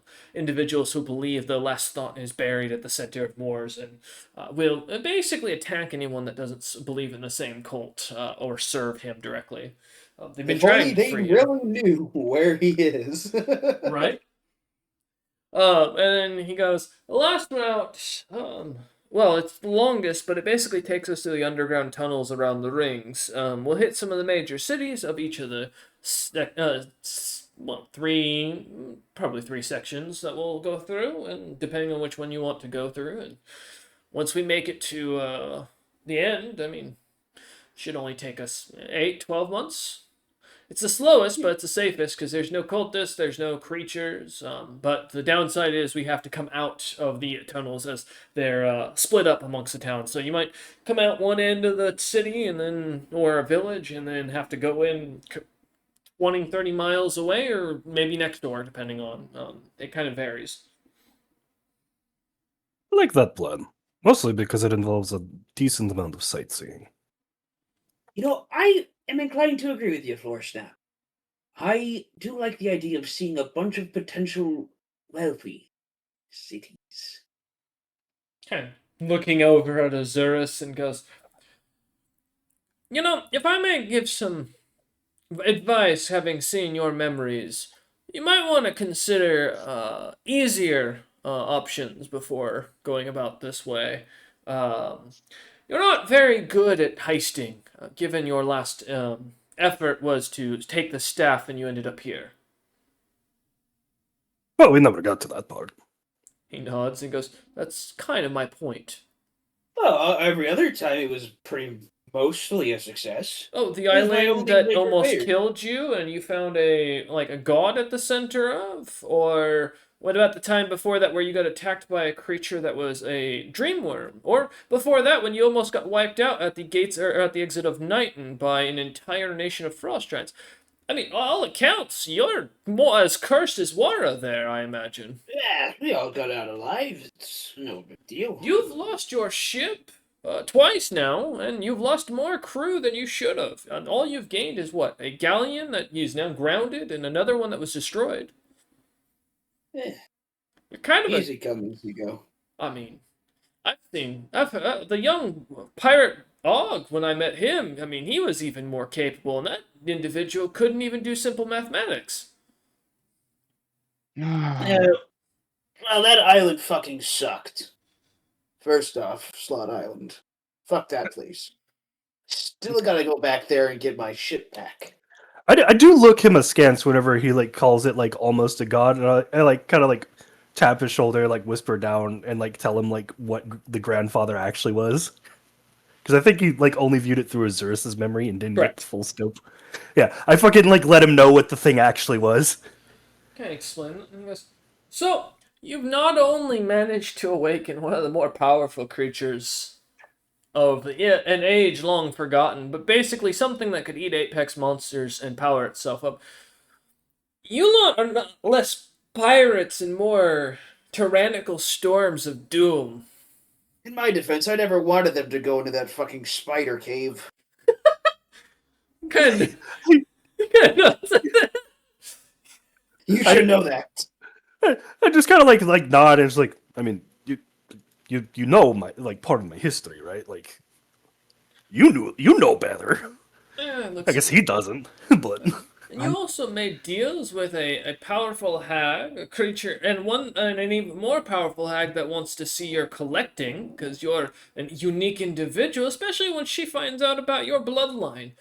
As he looks over at Azurus and goes, honestly, I personally if I may recommend, maybe you should take up going to cities and selling them. They have to pay you to leave so that their city doesn't blow up. As you lot are very good at causing destruction in your wake. It's never me. I'm starting. It's never fucking s- me. I'm starting to think I might be safer in Moors. You might be. Last page And I'll tell kind ya- of nods at that. None of the stuff that's happened to us is my fault. There's going full crump here in the background. It's not my fault. I'm the greatest captain there ever was. I feel like myself and the other dragon, the tome dragon, both look at Azurus with the same look of intense skepticism.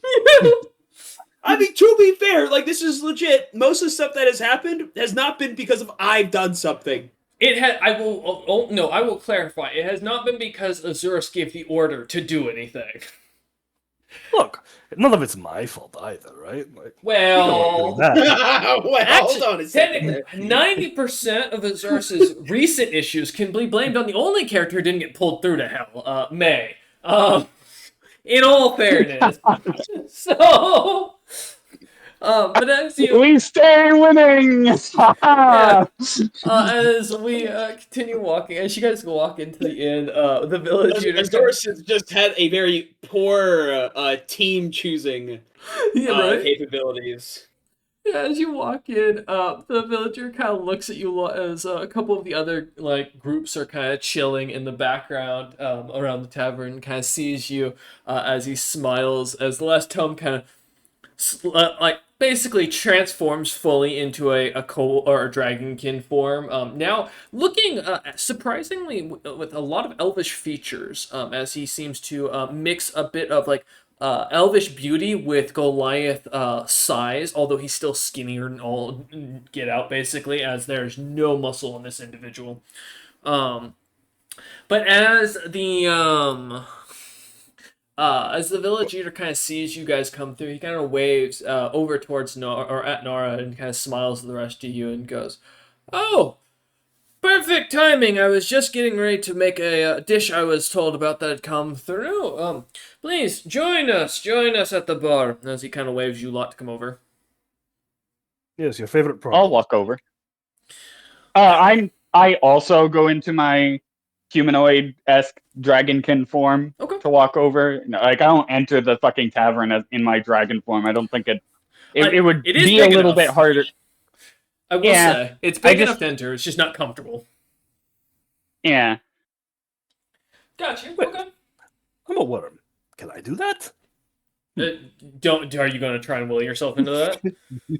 No, my Okay. beauty is too good to be marred. Okay. I don't even try to act like the prince anymore because I've turned white with ice blue eyes. Right. Exactly. Assuming you still have your shield with you. Yes. Yeah.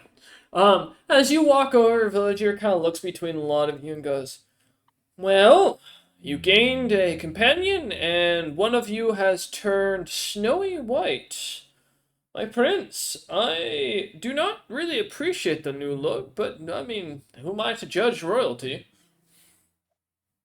Was it really my Azorus- choice? Azurus is gonna go back, maybe in a corner and start taking an account on a paper of all the stuff that they've gathered. Okay. Put into the paper accounts in the books. Well, you still have a room, right? Because your 12 little troops are hanging out in your guys' room in Yeah, I know. I just don't want to leave these guys out of sight. Oh, okay. Oh, I got some bad news about the loot. Yeah, they didn't take anything. Yeah, we lost all the loot from the boss fight. As Wara, as Zeus kind of finds himself kind of sitting down in the corner, waiting to see the party kind of take out the things they gathered. Clearly, because they clearly gathered up all of that armor. I mean, it was 6,000 pounds of metal armor mixed with platinum, silver, and silver-like materials, swords, other kind of magical, wondrous items that were described. And as Wara kind of just sets down a piece of the flesh of the creature and kind of pushes it over the village eater, not pulling anything else out, Azurus, you finally realize they didn't loot the corpse. Actually, I also pull out 5 medium-sized diamonds. Okay. They were not from the corpse. They were given to me before then. Yeah. By the dude with the Yep. giant golden axe. Yeah. Not even the 900 crowns. Nope. Azurus kind of walks Not over. the cloak pin, the platinum book bindings, the earrings, Oh, the about the book gorget bindings. chased About with the- stellar designs. Captain, about the My, book bindings, we didn't get those either. My tail is going to reach out and like gently come close to touching Azurus's mouth. I don't touch him because I don't care. But I'll look over my shoulder at him, and it was either the wealth or you. What's that supposed to mean? I look to floor snap.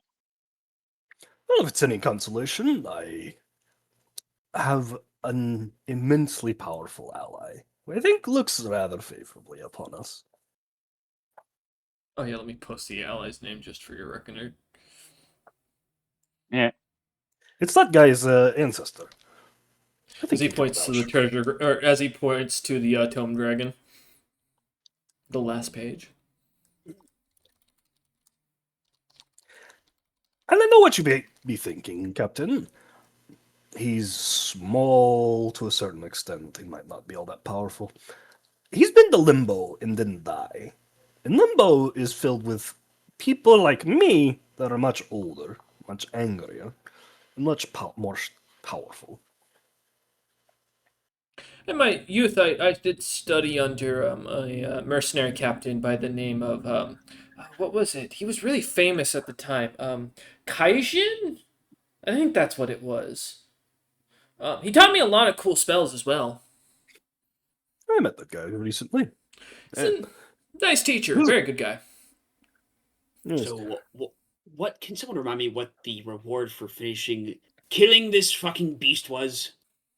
Well, we needed his heart for a part of the ritual to get us back home. Of course, I don't think we need that ritual now, considering. And I just gesture again to pay the last page. I will also note you didn't get the heart either. Yeah, but again, don't need it. Nope. We got a different way. I think this way is a lot easier to get past than the entire ancient ritual too. Yeah. I will plus this say, guy will help us. As Floorsnap says this and is talking to Azurus, and Wara kind of like sets the diamonds to the side, the 9 of them, Villager kind of leans back over as he's taking the flesh and kind of sets down a 5,000 soul coin. 5 diamonds, my apologies. 5,000 soul coins, fully soul coins, and kind of pushes them over towards Wara and then goes, the rest of it I have to go grab. It's been a minute since someone tried to kill this bastard, so you're gonna have to take a second. There's a really big goddamn weapon in the back and a set of armor. Alright, let's see here. 5,000. Let me divvy up the shares. Whereas you go to grab the coin, Azurus grabs it before you can get a shot. Now I will do my counting, and you all get your fair share. Alright. Are you taking the diamonds or are you leaving those with Wara? Wara, you can have the diamonds. Actually, no. Split the diamonds amongst yourselves. I was given the diamonds. These are mine to sell, Captain.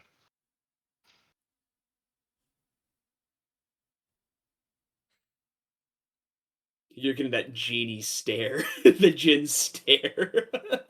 I stare right back at him. Fine. Then I'll take him then. I was gonna try and sell him. For what? They don't even like diamonds down here. I was gonna ask and let him tell me that. The last page speaks up and goes, actually, Captain Azurus, those diamonds can make a lot of money towards the exit we're going towards, because a lot of new people that come down here, the ones that actually are killed and not sent down here, tend to think that they can get themselves back. So any clerics that end up down here because they pissed off their god by chance, or if they're from a god down here that didn't tell them the rules, because the devils down here are quite difficult. They're likely to buy diamonds thinking they can resurrect themselves using old rituals and such. There's many people who offer to sell true resurrection spells, is what they're called, at the border. They don't work, but it's there's a lot of people who do try to buy them. It's pretty fucking funny too. As Wara, slowly, kind of as Azurus is kind of distracted being talked to, slides the diamonds into his bag. Don't look at me. I don't give a shit Alright, about that. Laura, if you can sell them properly, do so. If not, we'll use them for some other purpose.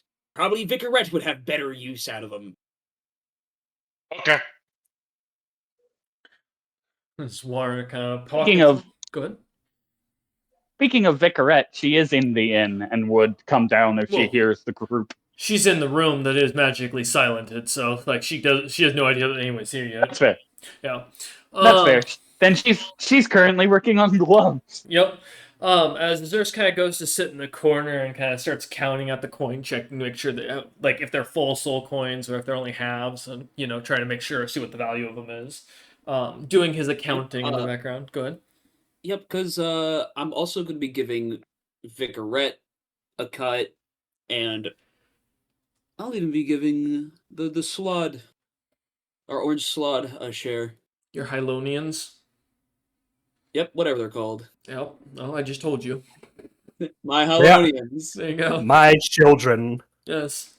As the villager kind of looks at the rest of you and kind of goes, so, you guys are, heading out of town now, or are you looking for more work?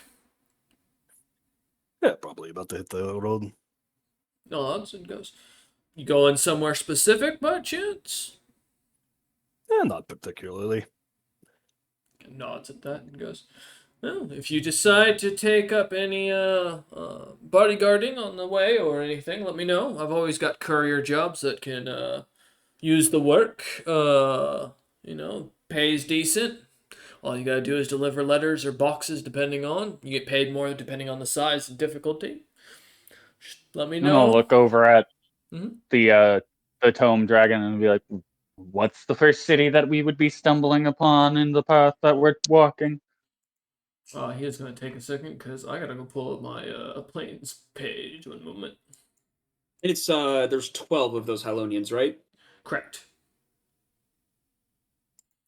Un momento, Nara, as I pull it up. There we are. Okay. So I'm just scrolling down to my places. Do there. It kind of looks. Go ahead. So I know it's 5,000 soul coins now, but how much else are we receiving? That's it. From unless you're turning in something else. Oh, gotcha. I thought he said that's... Oh, you will get But something there's else here in a definitely second. more. Yes, I will be Okay. noting that here in a minute. Yeah, don't worry. Okay, cool. It's just not soul coins, right? Correct. It is not soul coins. Okay. It's a weapon and a set of armor. Alright, yeah, so as Zerus kind of does his accounting, as Nara says this, last page kind of looks back at you and goes, well, if I may make some recommendations, we can, depending on which side or direction you want to go, we can go, really, either towards the, it kind of takes a second, I'm just reading my own notes to see which one is where, because it's funny. The DM may have not written that down. because I thought I had an order. So, one sec. Oh, too many pages. Oh, it is. Oh, because it does go in that order, I think. Yes. So either it will be ba, ba, envy, or let me see what the other one was. Lust are the two he kind of points out as he kind of pulls up the ring map and goes, there's Lady Cupidus' territory. She is well, more easygoing. She is known for her more demon folk appearance with her large horns and buffoony scales. I believe she's a hag-born, one of the supposed rumored daughters of the Rainbow Queen, I believe was her name. I'm not a little bit before my time. The other one is ruled by Count Liver, and I'll be honest, his name is as unpleasant as his territory. He often is well known for being a bit of a pain and difficult to deal with. He causes most of the problems, and his territory is filled with nothing but people that want to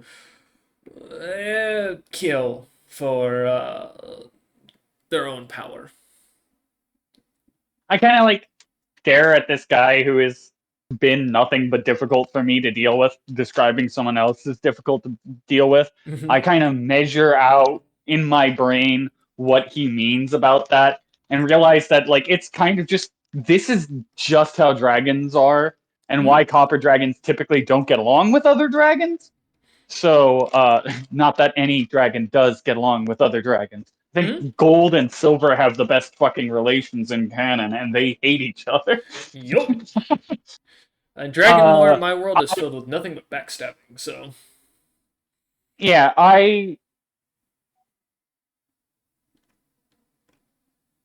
him describing someone as being basically what I register as being dragons, but worse.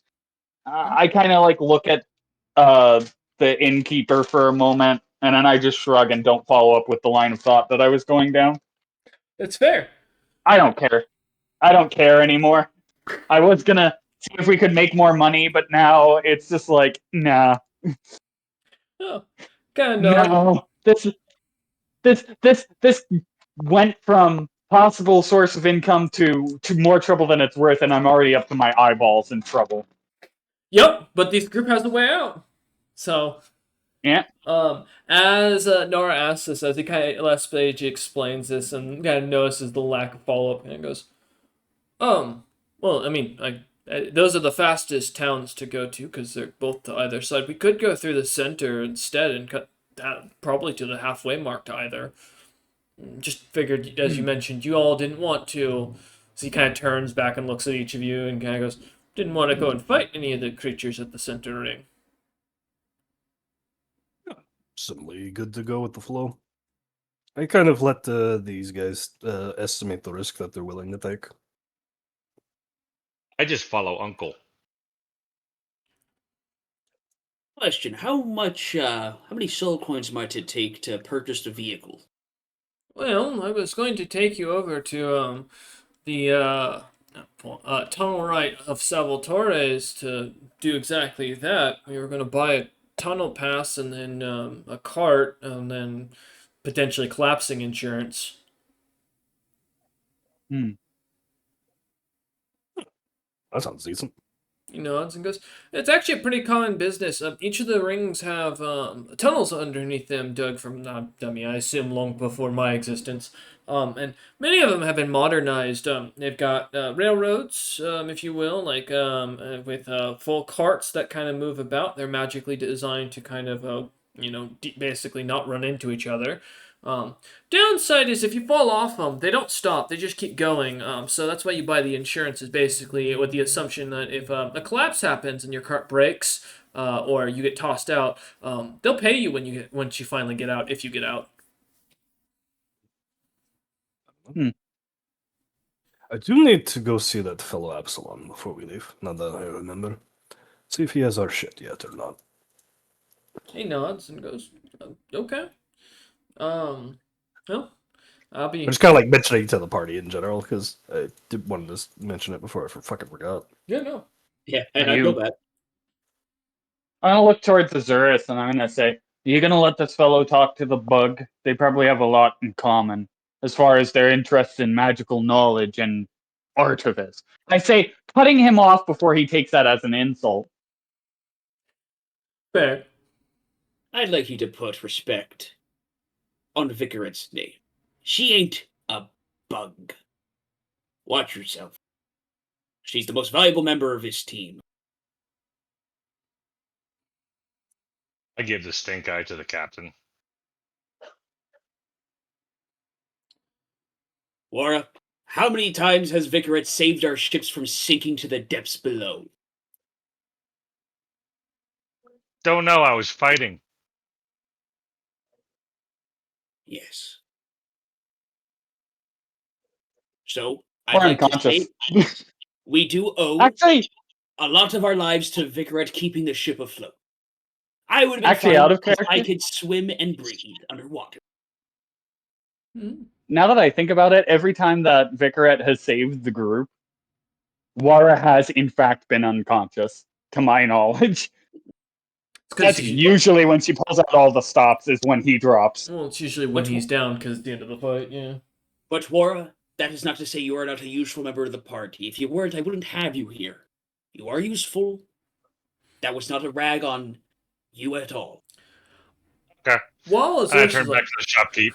while Azurus is like saying this, I will say the entire time he's still counting the coins with his hands and like fully writing notes in the background, like fully counting. Like you didn't realize Azurus is very capable with coin, like mathematics, as he's keeping a full ledger and everything. Yeah, Zur's got Yeah. that 17 in intelligence. Yeah.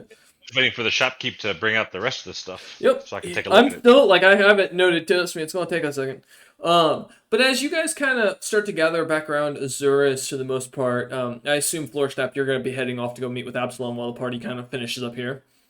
Oh, Yeah. before you head off, let me at least get you your share. 328 soul coins, full soul coins, to ya. As an officer, here you go. Like kind of like clink, clink, clink, clink, clink, clink, clink. Hmm. Yeah. Putting your coins in your pouch and then kind of heading out now with a heavier pouch. As Floorsnap walks out, you see this large adamantine executioner's axe coming out on this individual's on the village eater's back, as well as he's dragging this heavy a full set of chainmail orichalcum that is beautifully decorated and very old looking as he kind of drags it out off this with the armor stand it was set on and kind of sets it out for you to look over, Wara. I do pause like as I'm like heading out the door and say, if water can't use it, remember I can throw it at people or use it. I am not Then head interested off. in the weapon, but the chainmail. Well, double check if you can use it. I'm saying if you can't, then I don't can't. even want to. Oh, okay. That's fair. Hey, we could sell it for more soul coins. Yeah, What but what are about we the going to do with them? Damn it! Quit just total amassing armor wealth class of for no the reason. armor, though? Yes. So it is a bonus. It is masterwork, and it is a bonus +5 set of chainmail for reference. And chainmail's a +4, if I remember correctly. Correctly. So in total +9. Okay, so it is better than my Lamilar. I will note it AC. is huge. And it while it is magically like worked into and enchanted, it is, from what you can tell, it does not change size. Oh, 100% floor snap. Like, Warren Okay, doesn't well- have to even look at this thing to know it's cursed. Like, it's old. It's made of very powerful material, or old material. It's very rare nowadays. And there's not any smiths known that can work the stuff currently. So, Yeah, then I'm not interested in the armor either, since it's not size changing. yep, no worries. And then the Executioner's Axe, as you look it over, it is a +4 Executioner's Axe. It is considered a great axe, and it is fully magically intuned. And it is what looks to be made of adamantine as the blade, and the handle is made of pure jade. Captain, I'm not interested suppose in it- those. Really? I go follow Isn't my uncle. Okay. What's up? isn't the I watch him leave Mhm. while I'm speaking and then just scowl. Mm-hmm. I'm gonna look towards Azurus and be like, can't can't Vicarette make them change sizes? Isn't that like what she does? Is make magic items? Well, if War doesn't want it, then I'll probably sell it for more soul coins. And if I don't like the price, I'll let you eat it. How does that sound? I rub my palms together and say, deal. All right. First off, War up before you leave. Yes, Got your Captain. money. Warren comes walking back in, hearing money immediately, and hearing almost like a cat, hearing food. It's like, oh, yep, I'm here. All right. Now, you used to not be an officer. However, I've decided since we're in this hellscape, I'll give you officer's share while we're down. Ah, nice of you, Captain. So here is, same as Floor Snap, 328 soul coins. Do with them as your wish. Will do. Thank you. Vicarette, Will be here so. as well. You'll go give them coin, yeah, here in a sec. Yep, they'll also get 328, as they're also an officer. Okay. Since Hell Nora yeah. is a new individual, they are a specialist. Yeah. So they don't get as much as an officer, but still pretty decent. 273 soul coins. Okay. And this is where we get to one of the other reasons why Nara has been broke for so long. DM, I'm gonna kind of check the soul coins. How much was it? 273 soul coins. And I swear to God, if you eat them, Like look eating over souls- Sam's cheek. Mm-hmm. Eating souls would be an act of evil. Correct. I'll have you know. Yes. I I am don't know not what an you're all evil about creature. yet. Okay. I am not an evil creature. I'm going to You free them, I swear to God. Well, let's see. I am.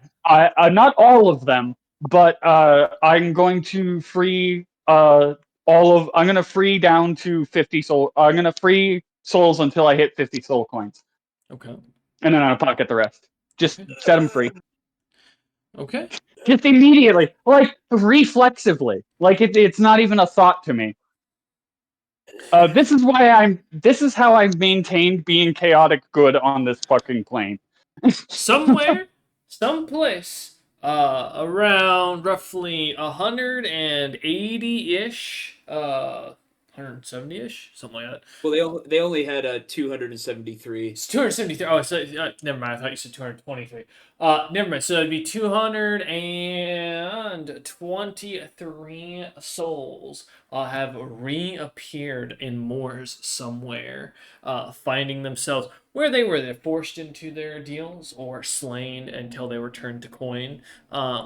Regardless, the creatures now find themselves reawakening somewhere throughout, knowing nothing other than that Nara herself, or a random patron rather, seemingly let them out of their deal, as the people It's refer to your free. money to do as you see fit.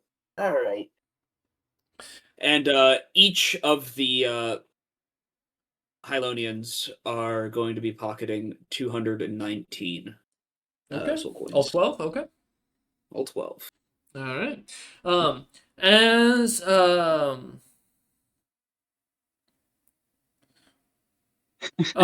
to answer your question, Wara. That's the reason why it specifically allows for biological material. As the party kind of splits up, Azurus, Nara, and the Tome Dragon, the last page, heading back up into the kind of in room at the end to get themselves ready. With Floor Snap and Wara heading over to Absalon to meet with him to collect on the items. We're gonna end things here for today, and come back next week. Where the party will be returning with their items collected, as Absalon will have made good on his deal.